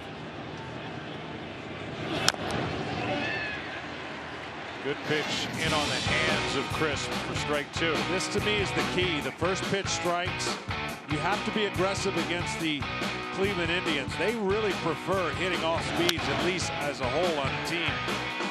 Fastball, you've got your command, you can beat them. 1 mistake, really not even a mistake, it was just a homer, a better swing. That pitch cast powered by MLB Advanced Media. Count still 1-2 on Crisp. The Indians still in play for making Lester feel something if they can get a leadoff guy on that can run.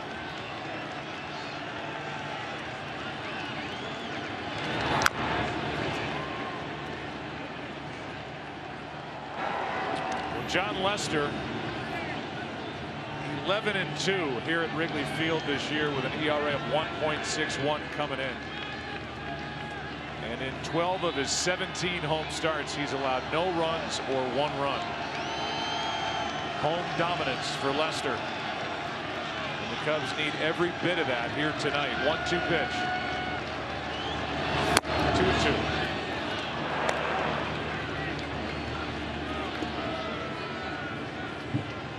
2-2. Well, the reason he's dominated this year, John Lester owns the inside part of the plate to a right-hander. But he has been so good this year getting the ball away, so that opens up the plate.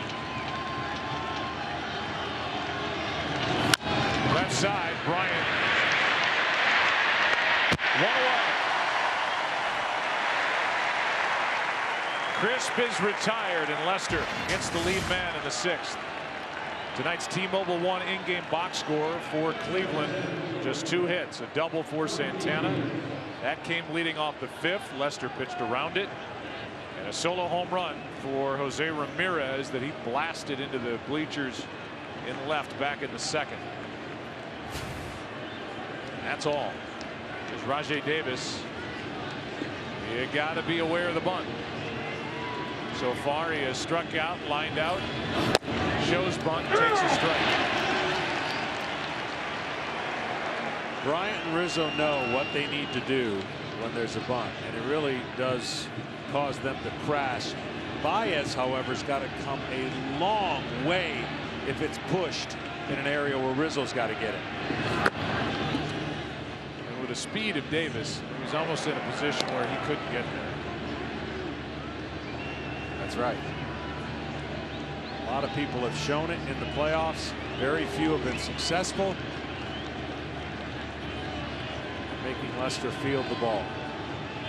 Here comes a 1-1 pitch. That's into left field, and Davis is on with one out in the 6th. Just his second hit of this World Series. What will that lead to? I mean, it doesn't matter to me. He has to steal. It doesn't even matter if he gets thrown out. Kipnis is coming up. That's a heater down there, warming up the hands, then warming up the bat on this cold night at Wrigley. But we've talked about it throughout this postseason. Jon Lester does not throw to first. And if there's a time to pitch out, it's right now. If you think he's going, that's a huge lead. You pitch out. He was. He just didn't get the real jump that guys get out there and they get uncomfortable. You would never get that kind of lead against a traditional pitcher. So shorten it up one step and go on first movement. Lester has done a great job in being quick to home, varying his times. There he goes. No throw. Stolen base, Davis.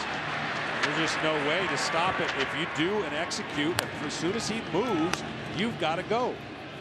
So up until this point, Lester has created less stress by the solo home run, which is part of the deal. And then Ross has to be so fast.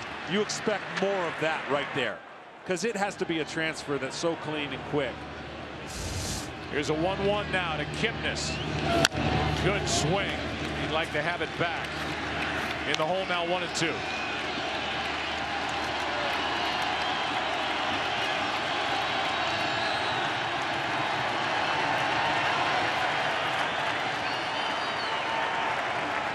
That, by the way, just the second stolen base by Cleveland in this World Series. They led the American League with 134 steals during the regular season. And that, Jon Lester's been so good, but it's been the stolen bases that have led to runs. And that stolen base that you mentioned before that led to the run in the first inning, actually 2 runs. That was in game 1.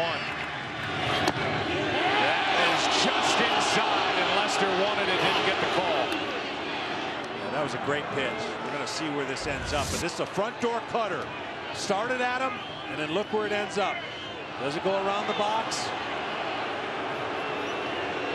Tell the intensity of this game, so important to Jon and the Cubs. Even with the lead, Ross doing a nice job right here, just giving them 20-second timeout.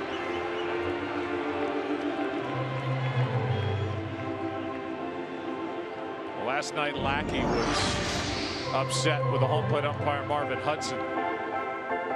Didn't get a call. Trouble followed.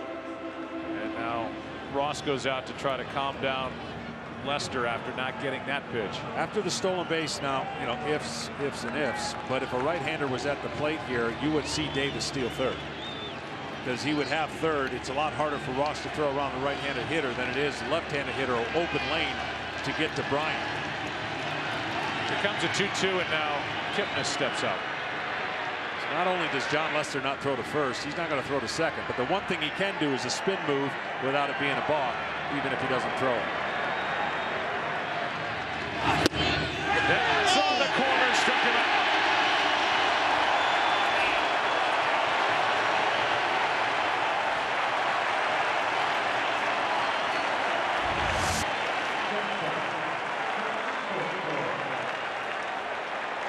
Good pitch.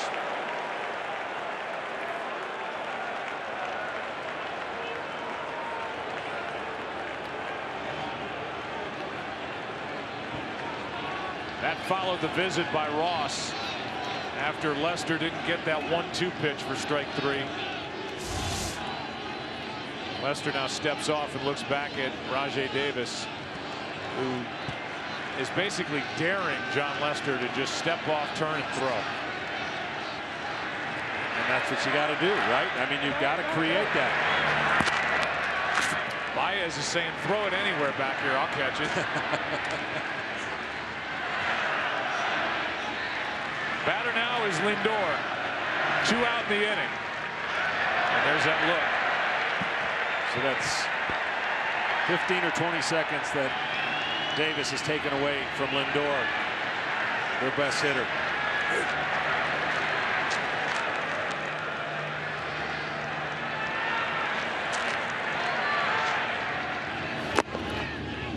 Ball 1 down and in, and Ross is going to go out there and shout something out to Lester. And this is the hard part. I mean, if you make your pitches, you don't care if he steals third because there's 2 outs. But as a pitcher, as trained as he is, you don't want him to just walk to third. And he's having an effect on Lester that Lester did not want to have trying to face Lindor. Ties up Lindor with strike 1.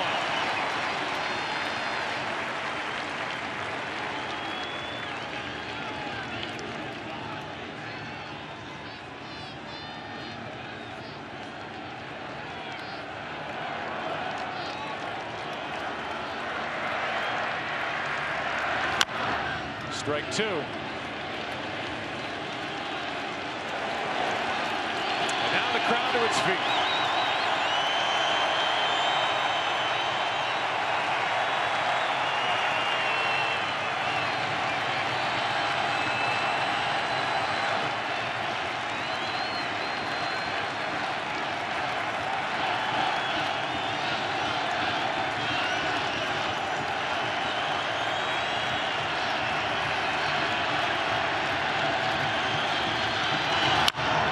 Into center. This ball is down. That's a base hit. It's a 1-run game. In to score is Davis. It's 3-2. Lindor delivers with 2 out.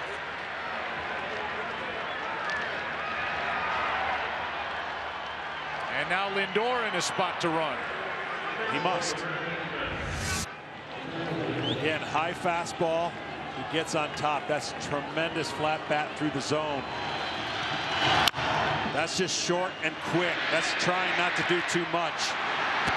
That's how you hit 300. This brings in, again, a pitch out. First pitch. Napoli now at the plate. Breaking ball in for a strike.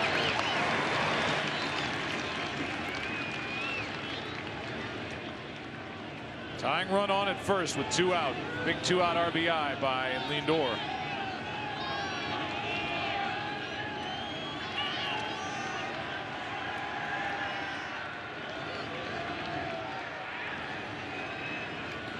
Francisco Lindor came into this game with 7 multi-hit games in his first postseason. That is the most ever by a player 22 years old or younger. You have to go. There he goes. Throw by Ross is in time. Inning over. David Ross ends the top of the 6th.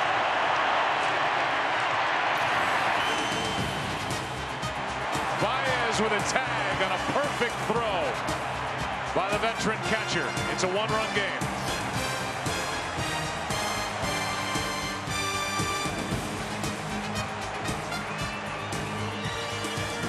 Deck as Jason Heyward will lead it off. Heyward has struck out twice.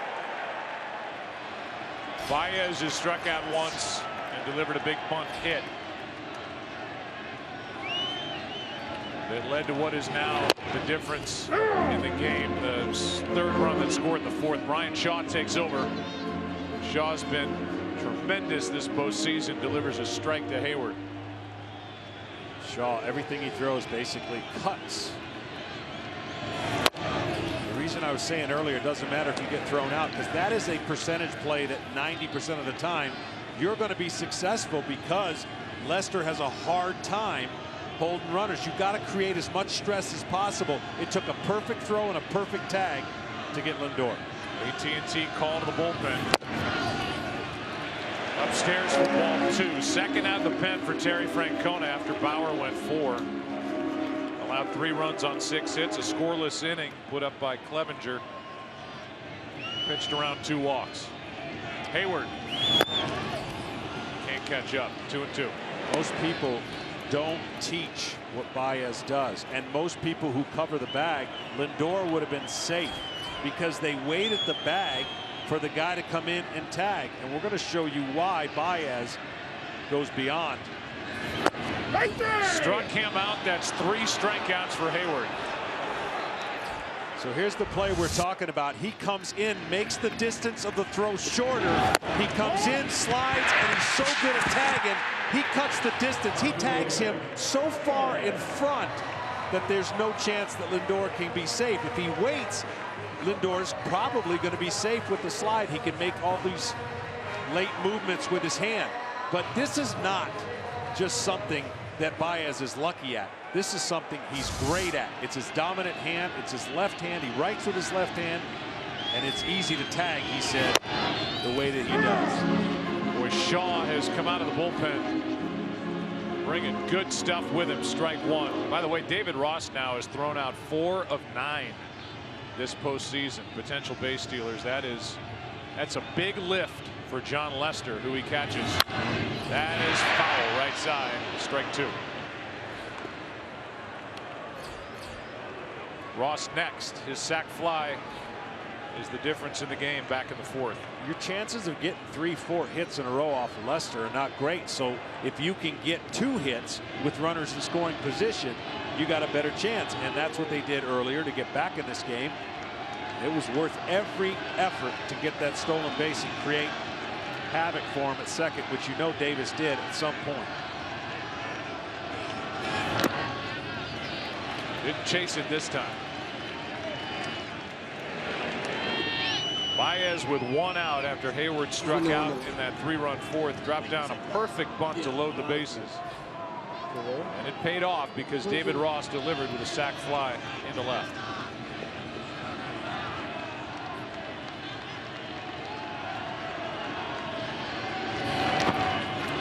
Another bad ball in the dirt. Another strikeout for Baez. 2 out.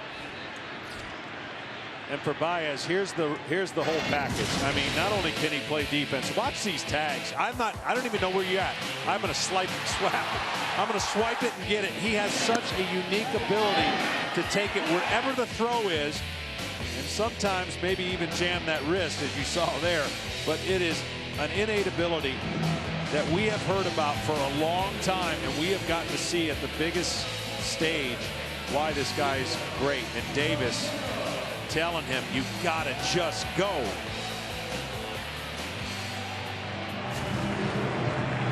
Well, this is interesting.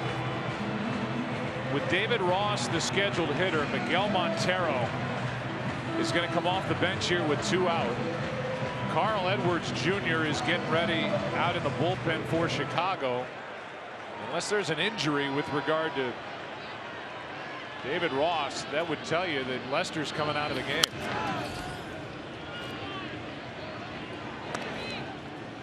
I mean, he's definitely coming out of the game if the next guy, if Montero gets on.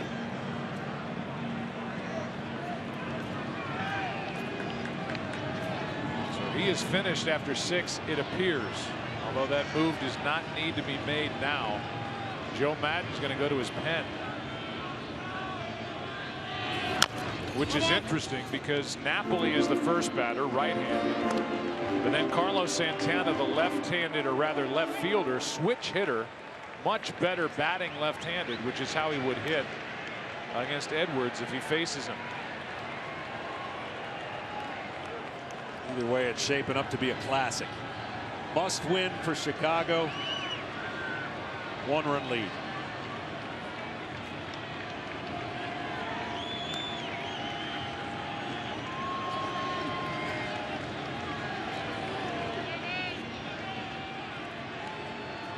Two out and an 0-2 pitch.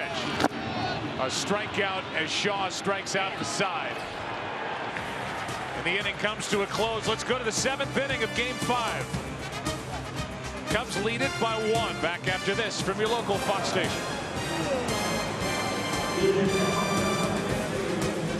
Well, there's a lot going on here in the 7th inning.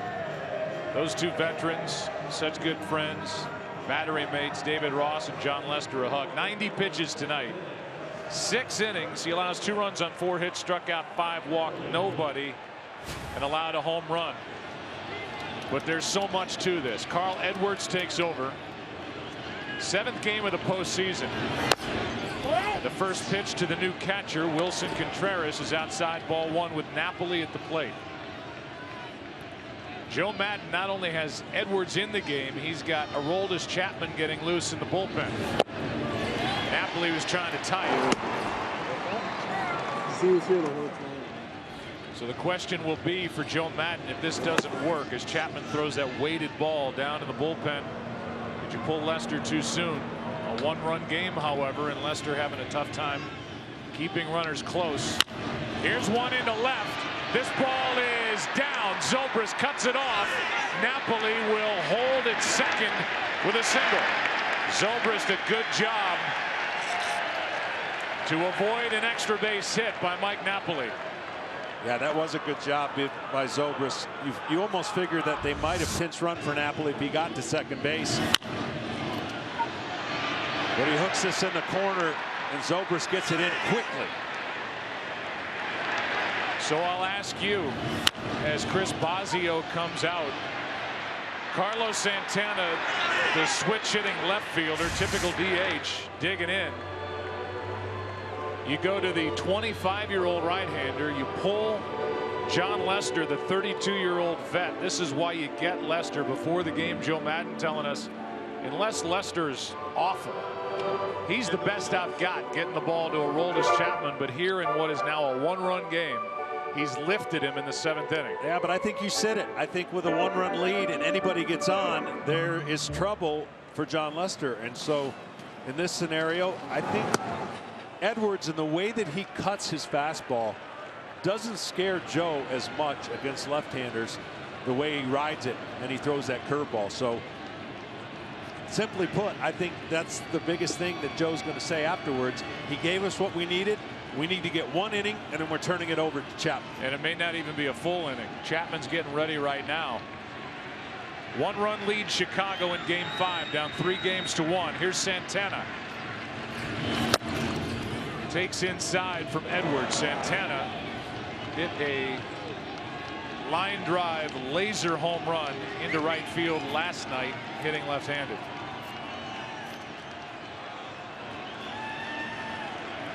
There's the shift on Santana. It's Bryant on the other side of the infield. Russell on the left side. Breaking ball in for a strike to Carlos Santana.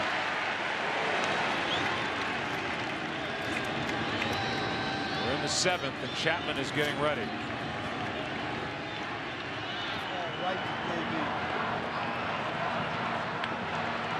To hear Joe Maddon say ground ball right to KB. That's what he's hoping for. That's Chris Bryant. Contreras blocks ball 2. Well, with the Cubs facing elimination, as we welcome you inside our broadcast booth, Joe and John, the wheels are spinning, to say the least, here in the 7th. The only people that are not having fun are the ones that can't do anything about it. When you're in this game, you'd rather be in this game than sitting and watching. Joe Maddon, Terry Francona, both going to be doing a lot here in the next few innings. Chased it 2-2.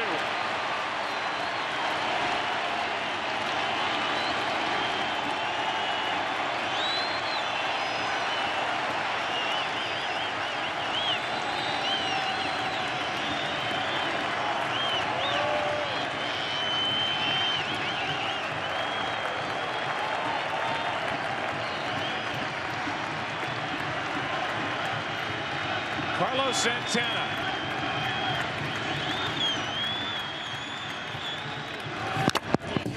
Just got a piece. Wow. That is a firm fastball and a just missed swing. There's the cutting action, and luckily off the side.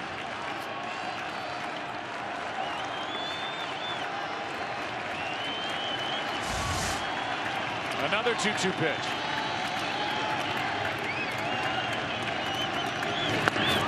That gets away from Contreras, and the tying run down to second with nobody out. That may be a pass ball. They already say wild pitch, but that could have gone either way. Sure looked like he crossed him up. I don't know what went wrong there for Contreras. Oh, the ball just went the other way. He was expecting it to cut in, and the ball absolutely went the other way. So you're expecting this ball, as we said, the cutter fastball does the opposite. Again, that could have been a pass ball, and they just changed it to a pass ball. Now the tying run at second with nobody out, and a 3-2 count on Santana. Fly ball into left. Zobrist broke in, now goes back, has it, and Napoli holds it second, one out. Joe Madden, before that ball was caught, was almost headed out of the dugout. He told us before the game, if I get Chapman up, he's coming in. Him up and then sitting down and getting up again, not a good thing. And with one out here in the seventh, it's time for the closer. Aroldis Chapman on a cold night at Wrigley in the seventh.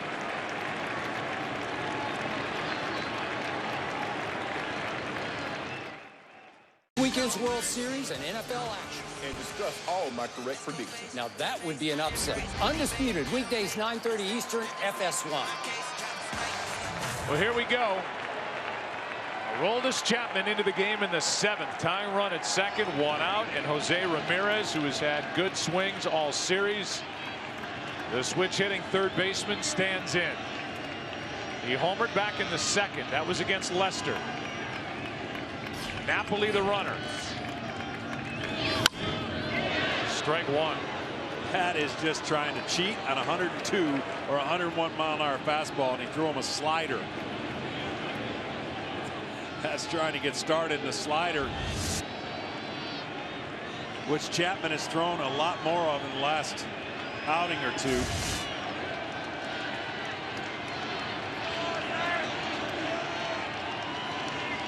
One of the most improved hitters in the game, Jose Ramirez. Looks at 101. This is going to be a long night for Chapman.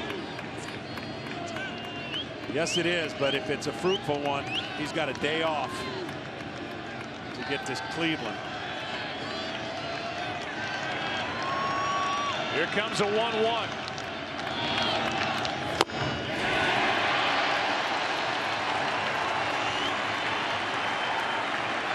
That's been a problem. Inherited runners for Chapman, who inherits the tying run at second here in the seventh.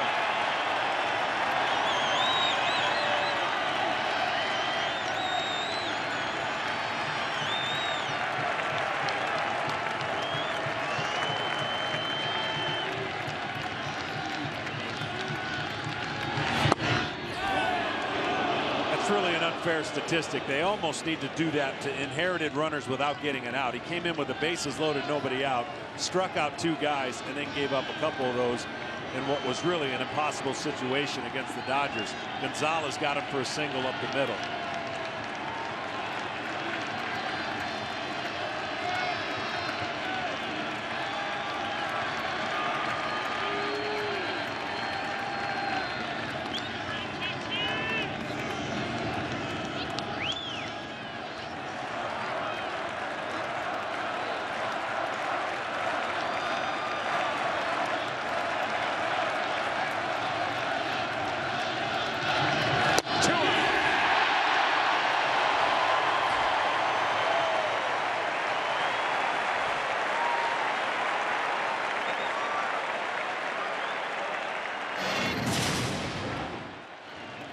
Well, here's that first pitch. He's thinking that's going to be a fastball, and then afterwards it's nothing but fastballs, and they were electric.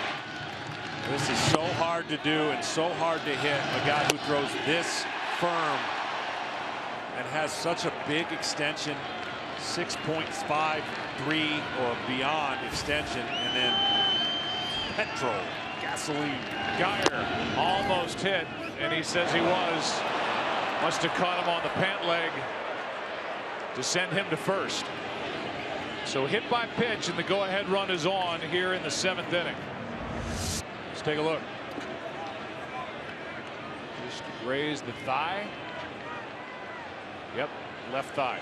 If you're going to get hit by 100, that's about the best way. Because otherwise, you square him up, that hurts. Well, how about Roberto Perez? He's hit 2 home runs, both coming in game 1. He's hit 3 home runs this postseason. He's 0 for 2 tonight, hitting under 200 for the postseason. Hit 183 during the regular year. 2 on, 2 out, 1-run lead.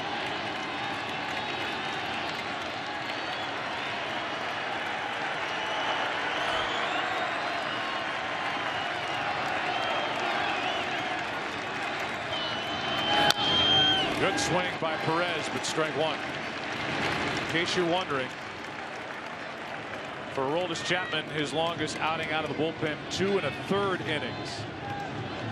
He's trying to go 2 2/3 here tonight. It would be huge.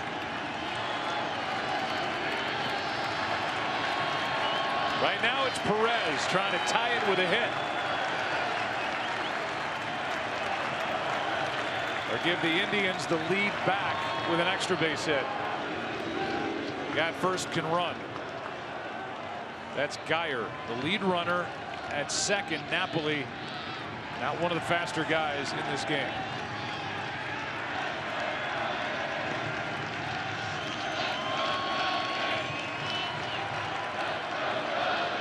Contreras is summoned to the mound by Chapman. Well, Napoli will get that big secondary lead, and he's anticipating. As soon as he sees the swing and contact, he's going. With the exception of Hayward, I don't know if anybody would be able to throw him out at home plate unless it was a rocket, one hopper to Zobrist. Fowler playing pretty deep.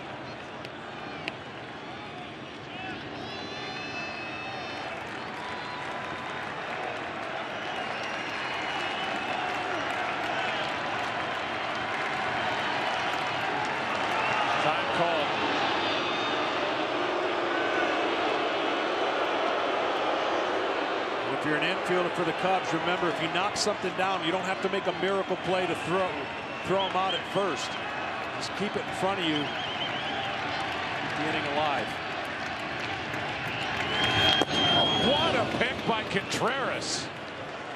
And that keeps the runners at first and second on one of the better plays we've seen by a catcher. I don't know how, with that velocity, he comes up with this. That's unbelievable.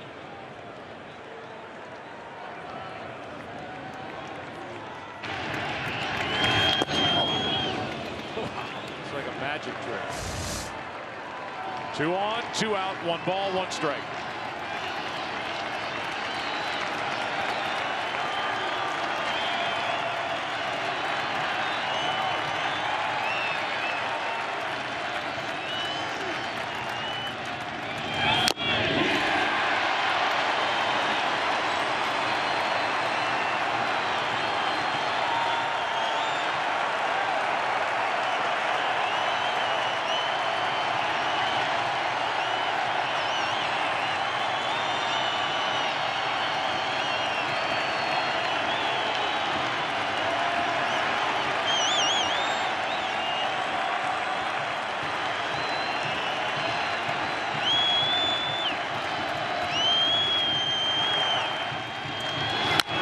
To the second baseman, Baez.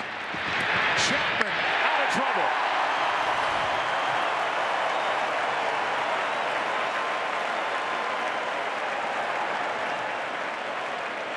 Time for the 7th inning stretch, and now we join public address announcer Andrew Bellison. Ladies and gentlemen, please welcome the legendary Eddie Vedder. Hey, Chicago. Look at this. Look at you. Wrigleyville is full. It's October 30th, and there's baseball at Wrigley Field for the first time in history. I know we want to thank Theo and Tom and Joe and the team for bringing the World Series to Wrigley Field 2016. And there's one guy in particular I want to sing my ass for, and he's number 3. He's behind the plate. He may retire, but he'll never quit. Mr. David Ross, I'd like to belt this one out for you. It's his last game at Wrigley. Let's sing it for him. Let's sing it with Harry. Come on, Harry. All 1, all 2, all 3. Take me out to the ball game. Take me out to the crowd. Buy me some peanuts and Cracker Jack. I don't care if I ever get back going through. Root for the Cubbies. If they don't win, it's a shame. For it's 1, 2, 3 strikes you're out at people. Ball game. We love you, Rosie. Let's take this show to Cleveland.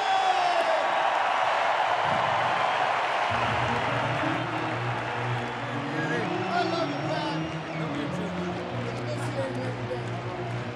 Very good. You like my friend. Game number 5 moves into the bottom of the 7th inning. Wilson Contreras is first at bat of the night. Shaw back to work, strike 1.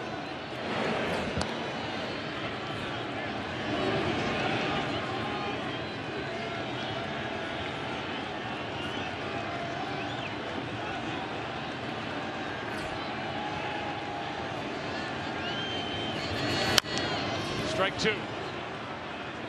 Shaw struck out the side in the 6th. It'll be Contreras, then Fowler, then Bryant.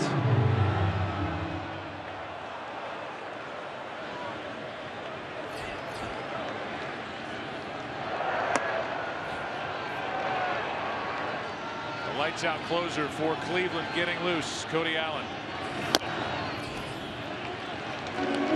Ball 1. That inning now. Crowd feeling better, and Chapman trying to find a way to get 6 more outs, as you called it, 8 in this case. 2-2.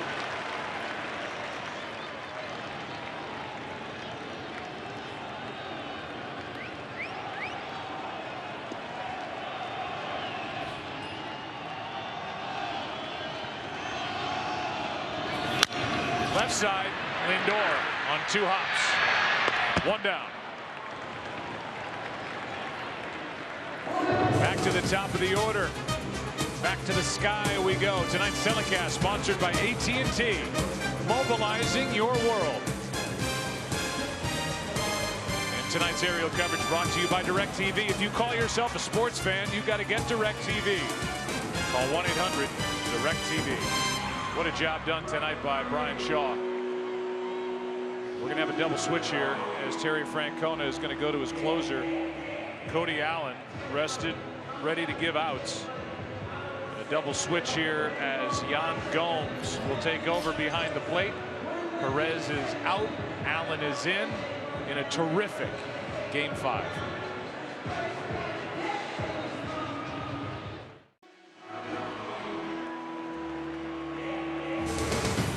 Welcome back to the World Series on Fox. Tonight's telecast is presented by T-Mobile One.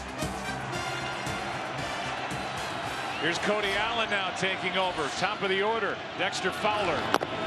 That got him on the foot and hurt. But it'll put a man on here in the 7th inning for Chicago. On this cold night, that caught him.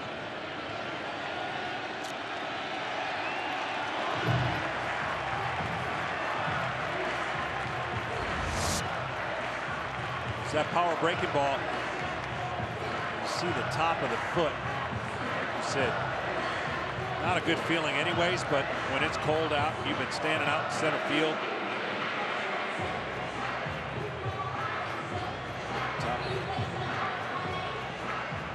Top of the foot. He's obviously a great base runner and is dying to stay in this game and play the outfield. But I don't know.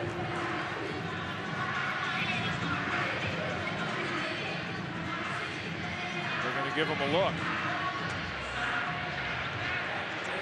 And Joe Madden's going to go join in this conversation to find out if he needs to bring somebody off the bench.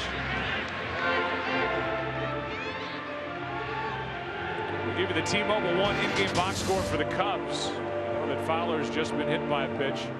Solo home run by Chris Bryant in the 3-run 4th inning got the action started for the Cubs. They went on to score 2 more after that. That's where they bunched their hits. Russell's had a nice night batting in the 5 spot. Here's the homer by Bryant that tied the game in the 4th. Then a double by Rizzo. Base hit by Zobrist. RBI hit by Addison Russell that stayed on the infield. A bunt hit by Baez and a sac fly by David Ross, who was serenaded in one of the better 7th inning stretches I've ever seen out of Wrigley Field by the great Eddie Vedder. Yeah, absolutely. After all that, what do you do? Steal on the first pitch? Well, I mean, it would be an unbelievable acting job. But Fowler's okay to continue. You know it hurts. 1 on, 1 out. Big hole on the right side of the infield. Bryant trying to ride one out of here. I told you Gomes took over behind the plate. Double switch, and that means that the pitcher is batting in the number 8 spot. Gomes will lead off at the top of the 8th, batting 9th. They're stupid numbers, by the way. I mean, as close as you could be to what Kansas City and the model they had out of the pen.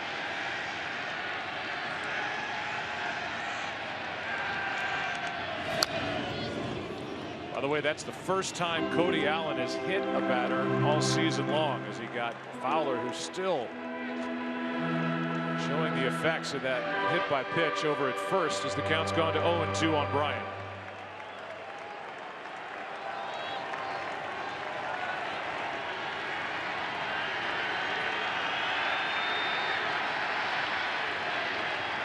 Both closers in the game in the 7th.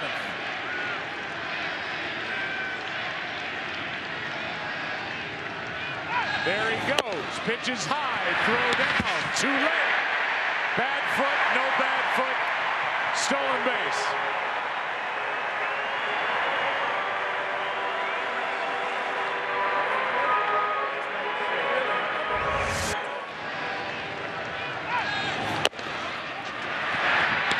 Short hop, but he beat him.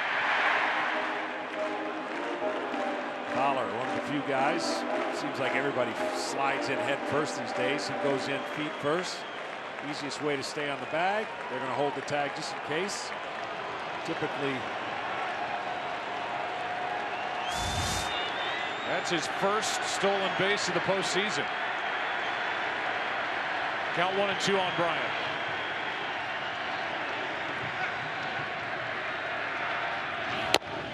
That's strike 3. 2 out.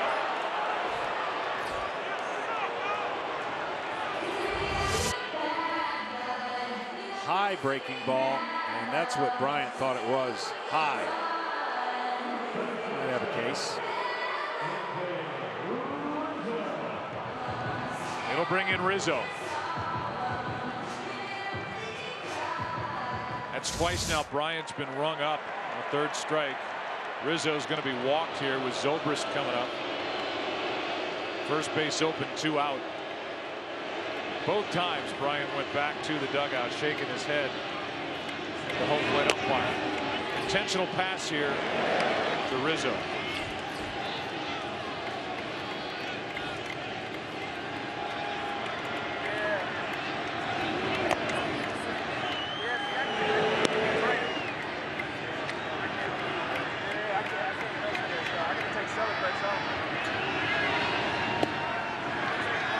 Put 2 on with 2 out. The World Series is sponsored by Chevrolet, the official vehicle of Major League Baseball. Chevrolet has earned more 2016 J.D. Power Dependability Awards than any other brand. Learn more at Chevrolet.com. It'll be Zobrist. Now Allen is a closer for the Cleveland Indians. Terry Francona does have Andrew Miller available tonight.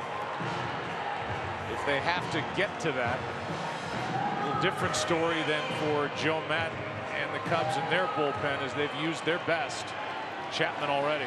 Zobrist usually doesn't like swinging at the first pitch, but he's not going to get a lot of fastballs. I would anticipate a lot of curveballs. So if he sees a fastball in the area, he should let it go. The power curveball is going to be the way to get Zobrist out if you're Cody Allen. All the while, Aroldis Chapman's been sitting in the dugout or trying to stay loose underneath on this cold night. 2 on, 2 out.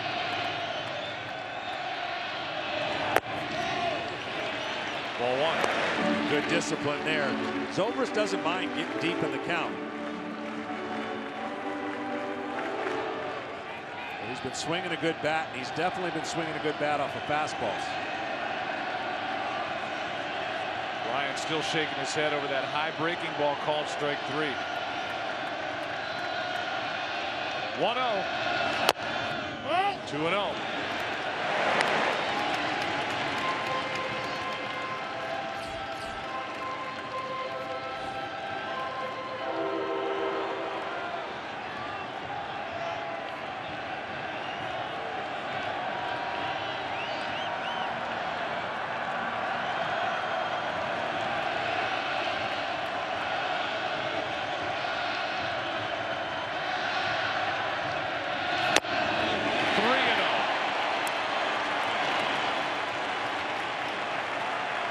Addison Russell on deck.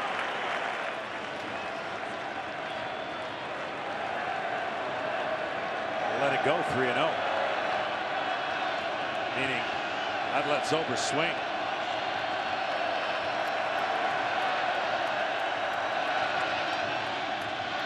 He's done once in this game, and he does it again. This time, he comes up empty.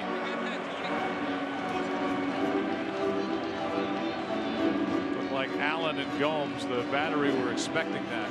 3 balls and a strike. You see Schwarber getting a bat. That's with Hayward due up after Russell.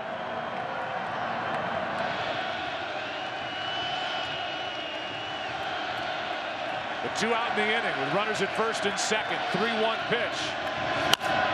Popped up out behind short, and Lindor wants it, has it. Cody Allen gets out of trouble in the 7th. 8th inning rolls in. 9 1 and 2 hitters coming up for the Indians, who trail by 1.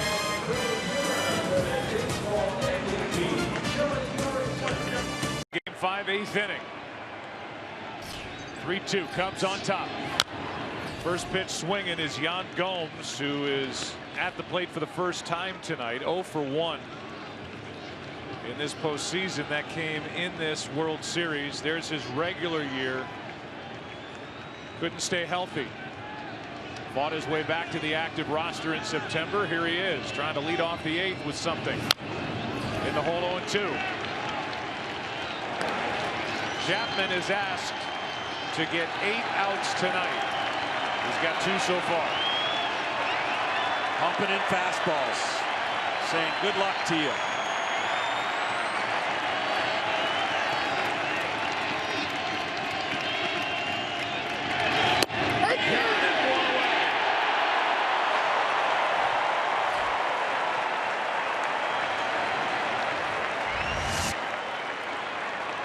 Chapman with the slider here. Ties him up. Just so you know, for this season, regular and post, opponents have hit 151 against the Chapman fastball, 235 against the Chapman slider, and he just locked up Yan Gomes. I mean, I know it's nice to have a secondary pitch, but when they can't hit the first pitch, you don't really need a secondary pitch. Ball one inside to Davis. Sometimes he's going to give you a chance with that slider. If you can't catch up to the heater and it's in the wrong spot, it does you a favor. A single, a steal, and a run scored by Davis in the 6th. Rajai takes high for ball 2. If he can get on, he can use his speed. Chapman does not hold runners all that well either. Kipnis on deck.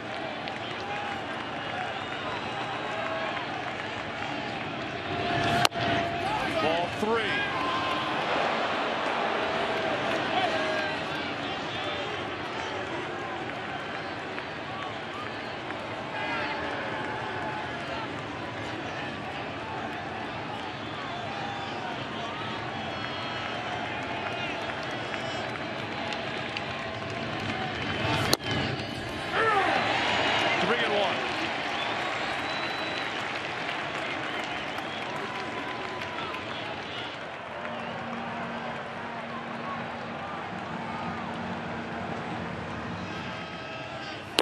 Strike 2.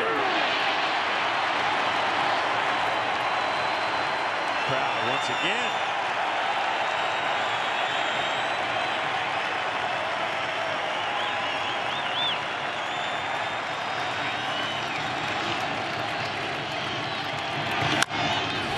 That's Rizzo with a diving stop, but Chapman didn't move, and the tying run is on. Chapman got caught watching.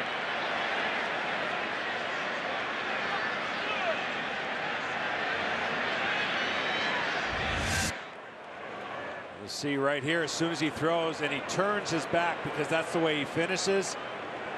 And it was way too late at that point. Davis could flat out fly.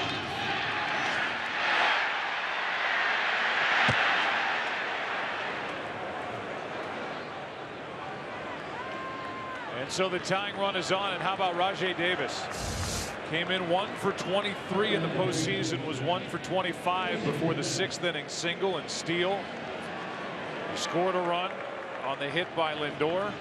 And now he's on. And there will be a lot of attention on Rajai Davis at first with 1 out. Yes, there will. Cleveland Indians are one of the few teams in baseball, as we've documented, they will steal bases. 134 regular season stolen bases. Davis is going to make it awfully difficult, as he could and should, for Chapman. Here's Kipnis. Jason 0 for 3 tonight.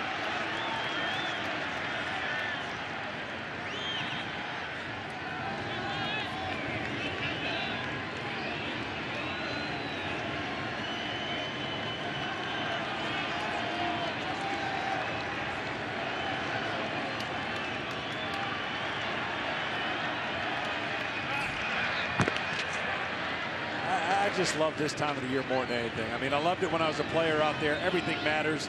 Tension, crowd, every pitch is big. Of course, for the Cubs, it's magnified because they're down 3-1, but it just doesn't get any better than this right here.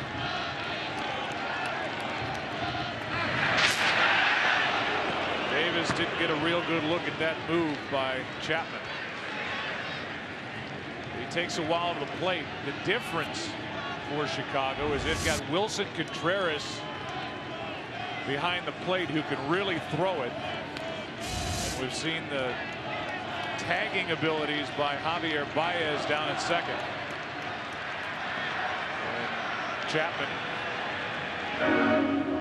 calls timeout and wants a new baseball. It's just a much easier position for the Indians to be in, up 3-1, even though they're down 1 run in this game. They can afford to be a little more aggressive. They can afford to take chances, put the heat continuously on the Cubs and hope for a mistake, hope for a crack in the armor of the Cubs. But at this point, it's all about Chapman being able to throw strikes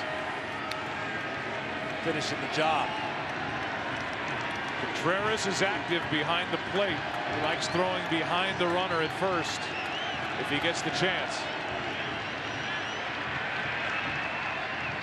Kipnis. Ball one. That was pitch number 20. Season high in pitches for Chapman, 36. Career high 44 last July with Cincinnati.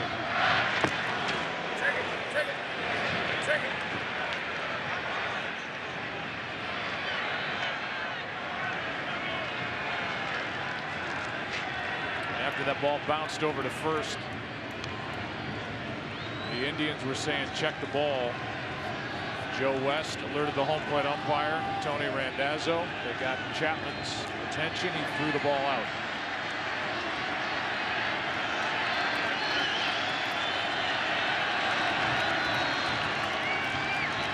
There he goes. No chance. Stolen base for Davis. And the tying run in scoring position here in the 8th. That's just a great job by Davis, reading the move, leg kick more parallel, and he takes off.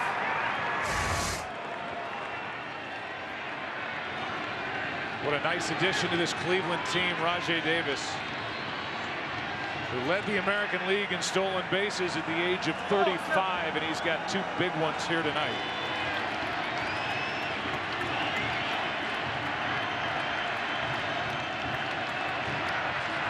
Now the 2-0. Instead, Chapman steps off with Kipnis at the plate.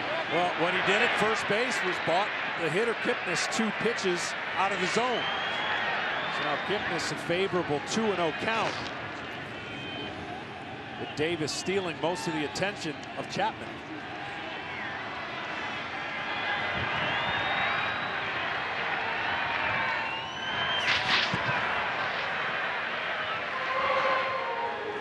Now Contreras will go out to talk, and Baez will come in. And according to Joe Madden, the Cubs manager, Baez has the ability in these little meetings to say the right thing to Chapman, get him to laugh, get him to lighten up, and back to his position he goes. Well, there's a couple ways to put a pick off if you're a middle infielder, and of course Baez is going to be the only one because Russell's playing on the opposite side, not thinking that Kipnis can pull the fastball of Chapman. You do daylight, or there's a pick play, and a pick play can come from the catcher or a sign from the infielder. Daylight is when he takes off to second, you turn and spin trying to pick him off.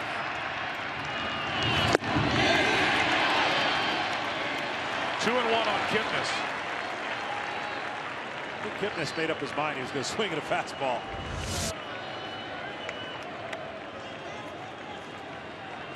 Such life on these pitches. Wilson Contreras glad to corral that.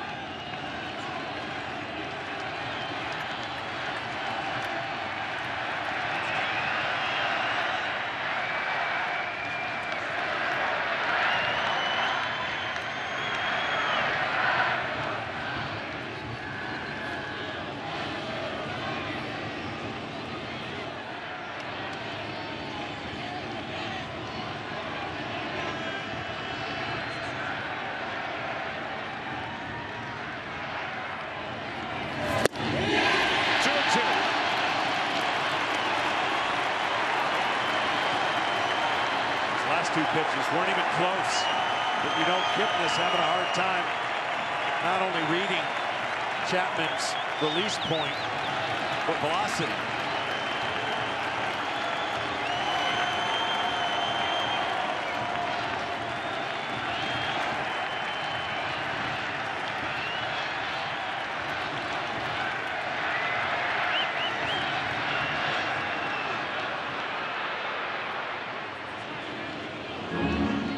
Another visit. T-Mobile One lets MLB fans always stay connected to the game they love with unlimited LTE data. Welcome to Unlimited Baseball. And welcome to heart-pounding baseball here in the 8th. Oh, this crowd has been standing, pleading, hoping. Kipnis takes ball 3.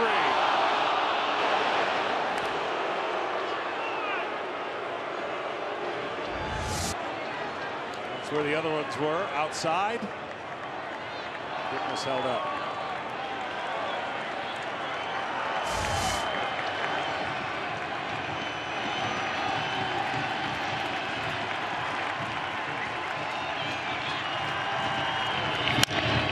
Popped up, Zobrist coming in.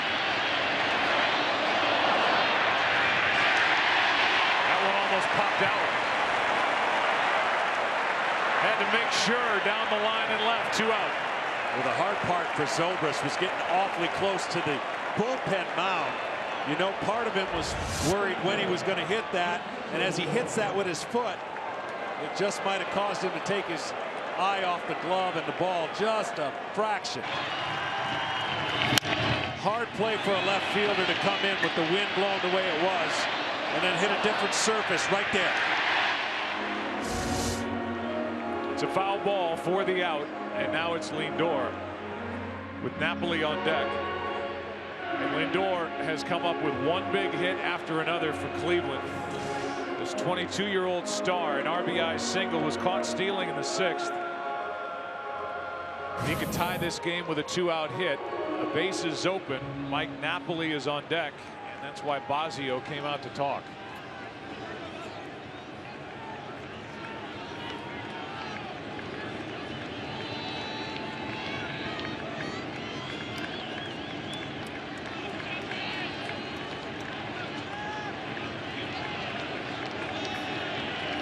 Look at the number 444 hitting in this World Series.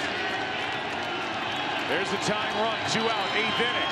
There goes Davis, and he just walks into third base with another steal.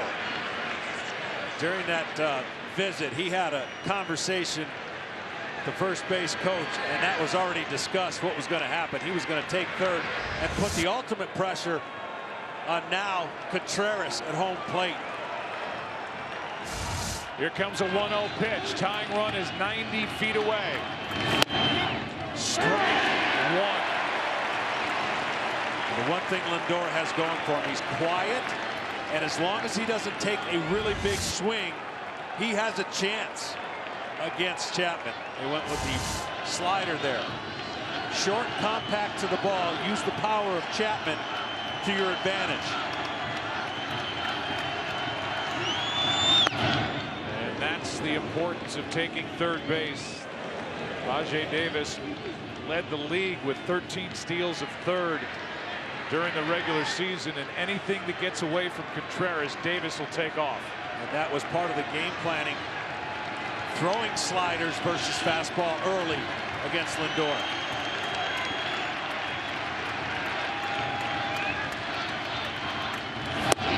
Strike 2.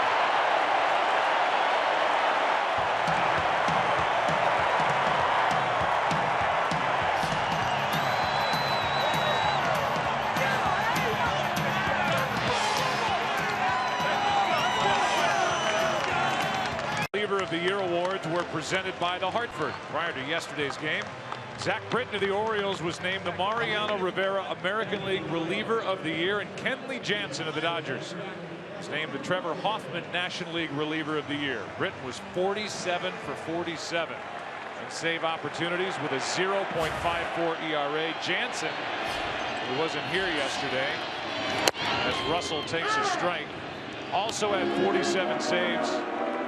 Tied with Mark Melancon, 4 behind NL leader Jeurys Familia. On top of all that, so good in the postseason. Congratulations to Zach and to Kenley. The 0-1 pitch from Allen to Russell. Strike 2. just so you keep it in the back of your mind in case something starts to happen for Chicago in the bottom of the 8th. Chapman is due up 4th.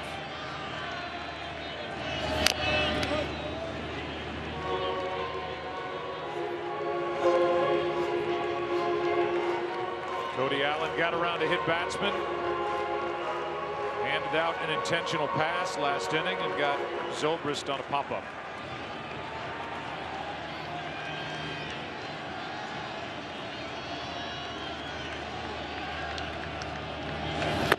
Struck him out, one away. Second strikeout for Allen. Tonight's telecast is sponsored by T-Mobile One. Welcome to Unlimited Baseball.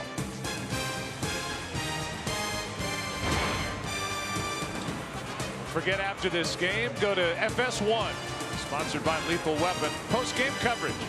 Kevin A-Rod, the hit king, the big hurt.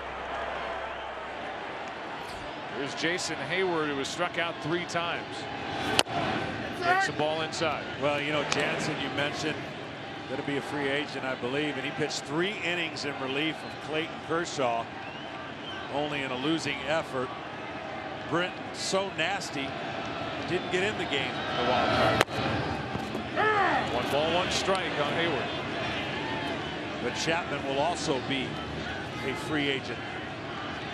Both Chapman and Jansen will probably command attention. And Dollars. 1-1. Hayward tried to check a swing, and he did. 2-1. In the 9th inning, it'll be Napoli, Santana, and Ramirez. 3 guys who are home run threats. 68 home runs between the first 2 hitters in the 9th.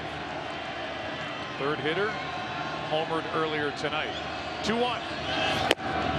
3-1.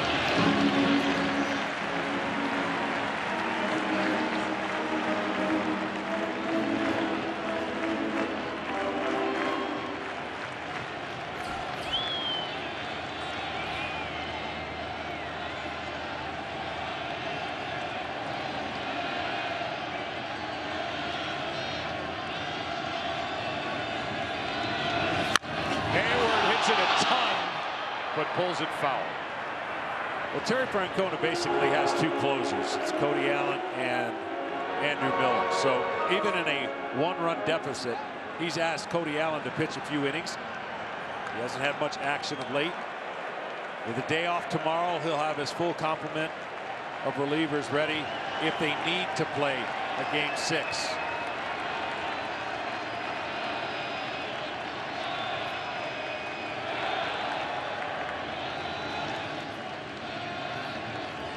Oldest Chapman has thrown 30 pitches so far after coming into this game in the 7th. He set his career high 44 out of the bullpen. That's foul. But those other appearances weren't in game 5 of the World Series with his team facing elimination. No, they weren't, and certainly his previous experiences coming in with less room for error, at least tonight. 1 runner on, and he was able to get out of that.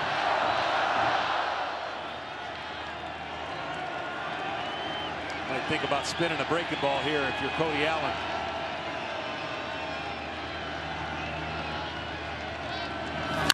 Hayward hits a bullet into right center. On with 1 out in the 8th.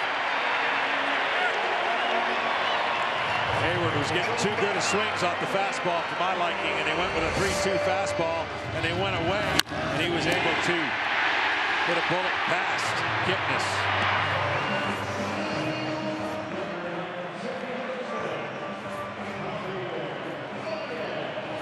Now Javier Baez, 1 on, 1 out. Again, it's Chapman, the next hitter.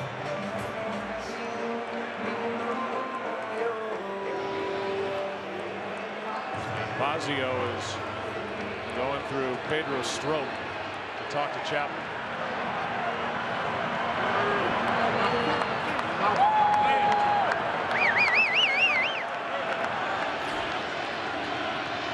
Baez.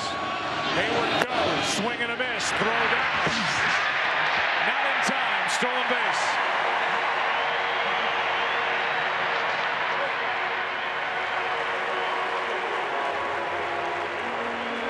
The Cubs being aggressive, up one, trying to steal another run. Using the formula and a late slide, kind of an awkward slide as he tried to avoid the tag, but the ball gets by him, and then he lands on it.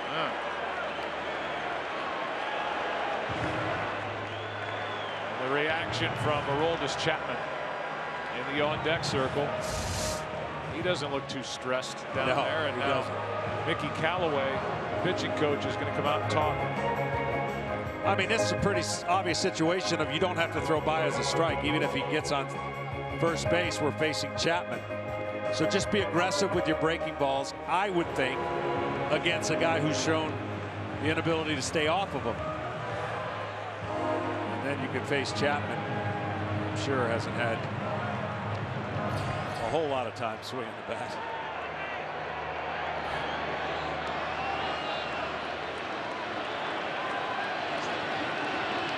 Oh, 0-1, the count on Baez. It's a big run sitting out there for Chicago.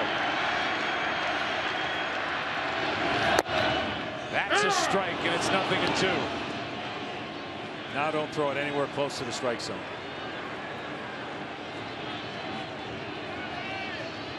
And Hayward, be prepared if it's in the dirt. If you can read it, get an aggressive lead, and anticipate the ball in the dirt, if it skips away a little bit, you can advance the third.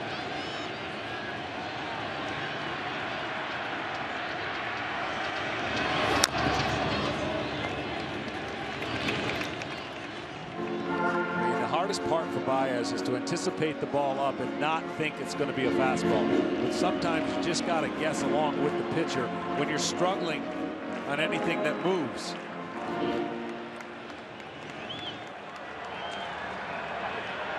Just not that easy until you learn. He will learn a lot. Having gone through this, I can promise you.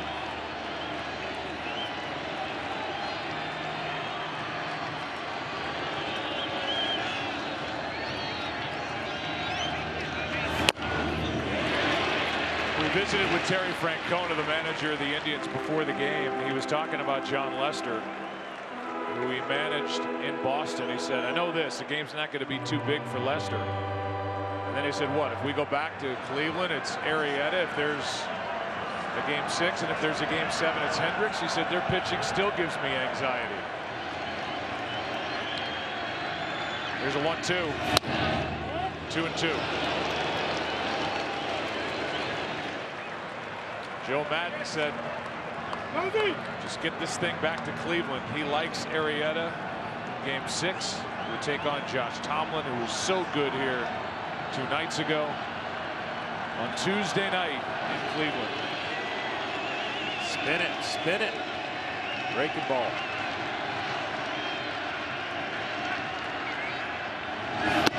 And struck him out. Another swing and miss from Javier Baez with a runner at second, 2 out. Here comes Chapman. That's how you execute without throwing a strike.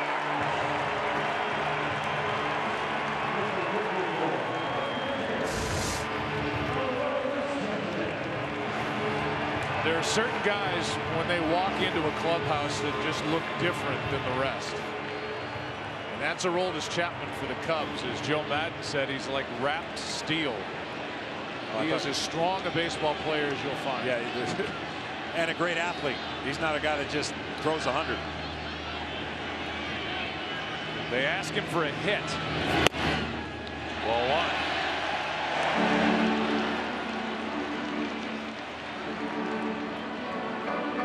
They're also going to protect themselves right there if he swings late.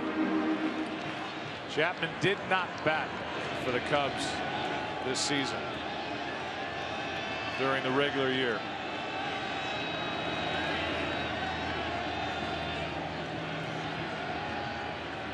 The 1-0 pitch inside corner. He's got half of it down. He looks hitterish. He does. Good stance.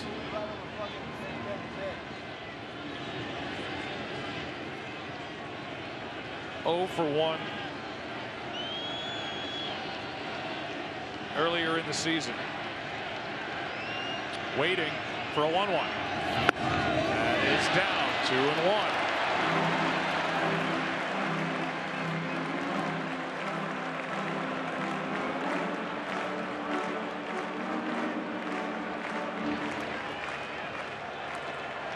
Third career plate appearance for Aroldis Chapman. He's 0 for 2.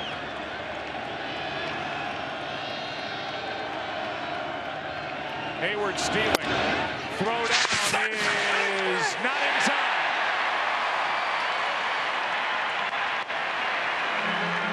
And the count's 2-2 on Chapman.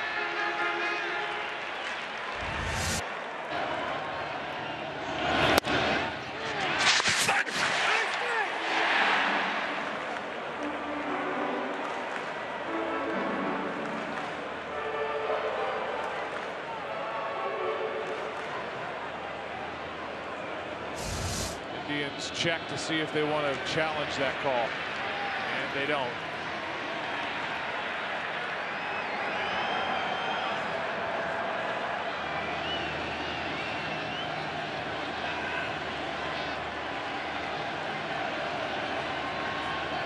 Hayward at third, 2 out. Cubs by 1. A strikeout ends the inning and sends Game 5 into the ninth. The three guys coming up, Napoli, Santana, Ramirez, combined 1 for 7. Their careers against Chapman. Let's go to the ninth.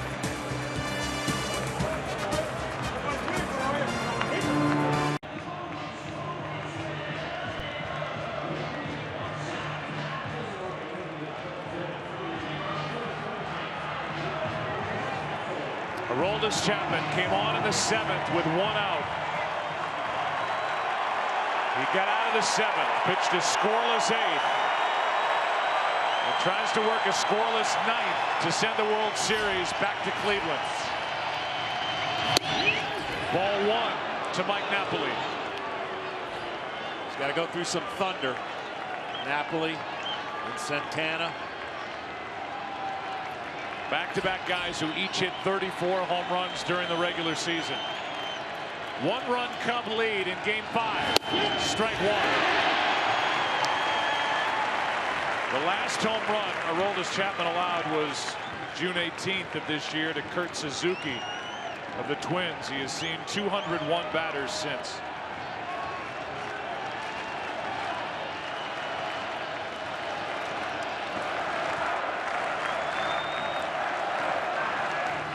Strike 2.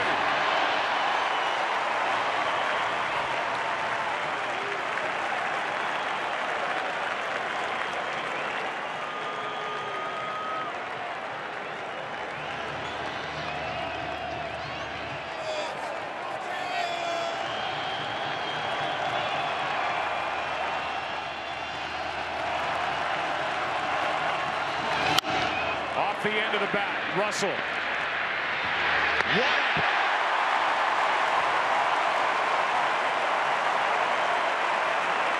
And the Cubs are 2 outs away from their first World Series win at Wrigley since that 1945 postseason.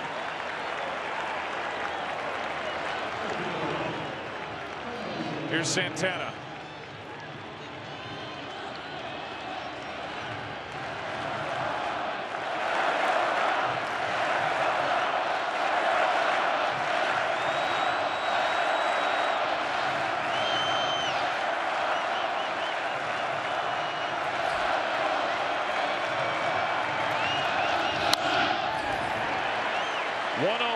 From Chapman.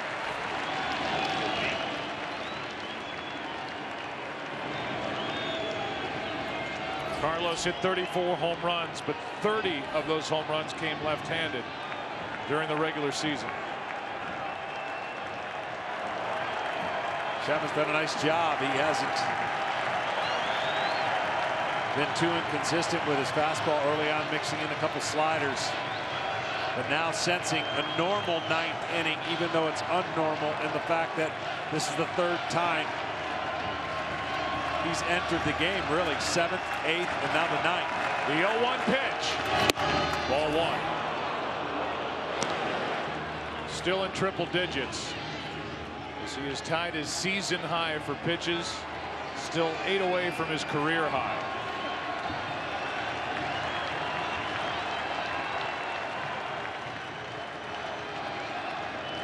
That's the hardest part of closing, really. You come in and you know that's it. You get your job done. You don't really sit down. He sat down twice, now having to get it the third time. Time called.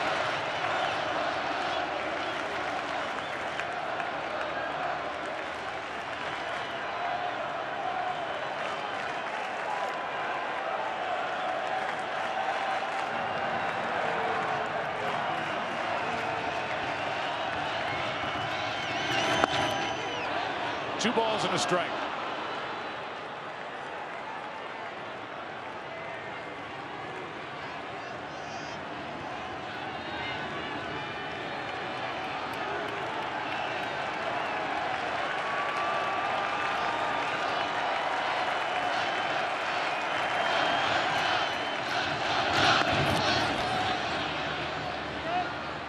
Three and one.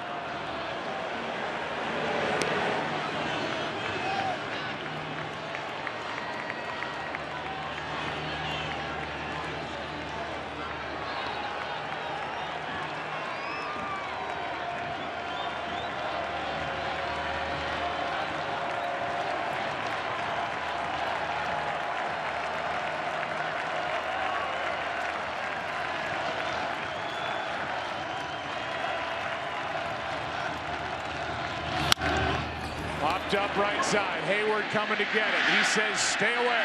2 out.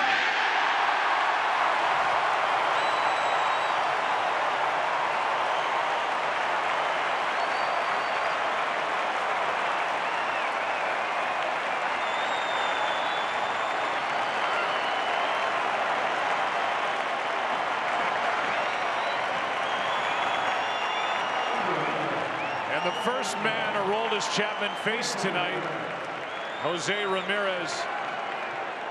Chapman hoping will be his last faced tonight. Quite a job it would be if that is the case. Ramirez struck out when he faced Chapman in the 7th. Strike one.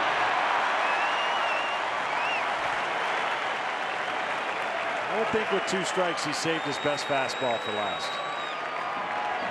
If he gets to 2 strikes.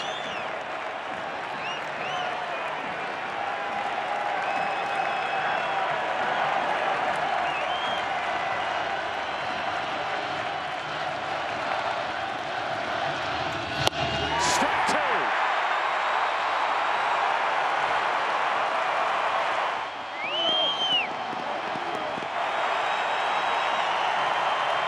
The Cubs' last World Series win at Wrigley, Game 6, 1945 against Detroit, October 8th. It's the 30th of October, 2016. Struck him out. That will be a Game 6. Cubs won it 3-2.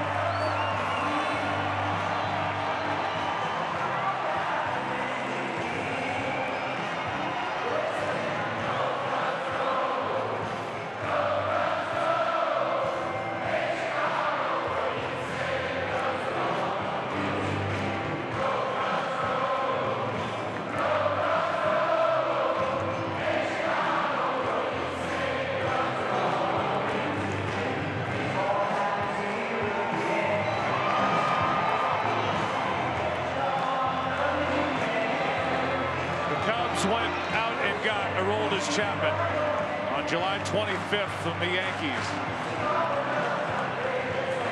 They gave 4 players to get the future free agent.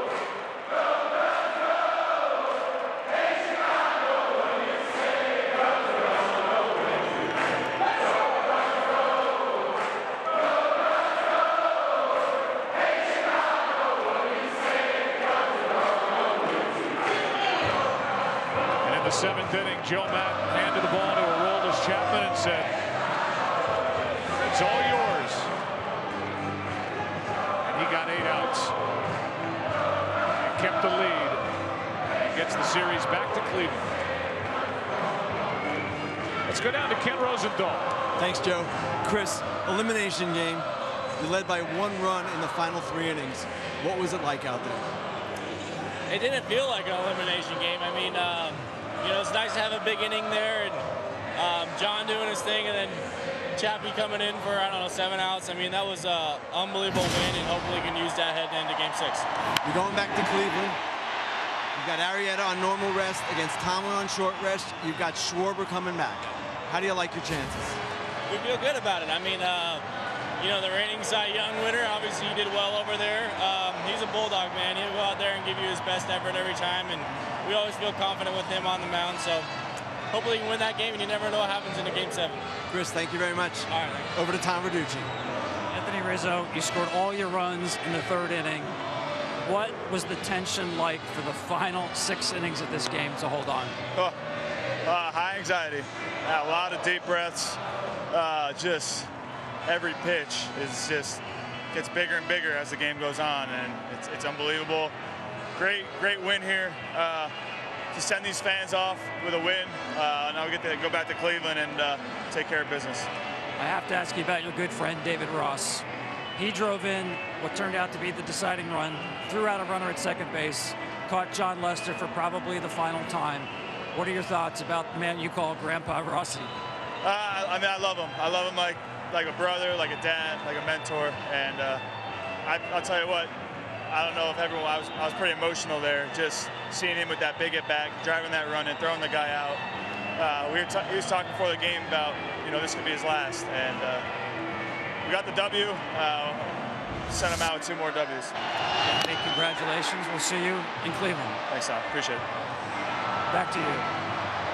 All right, guys, thank you. The winning pitcher is Lester, now 1-1 in this World Series, 3-1 this postseason. The loser, Bauer.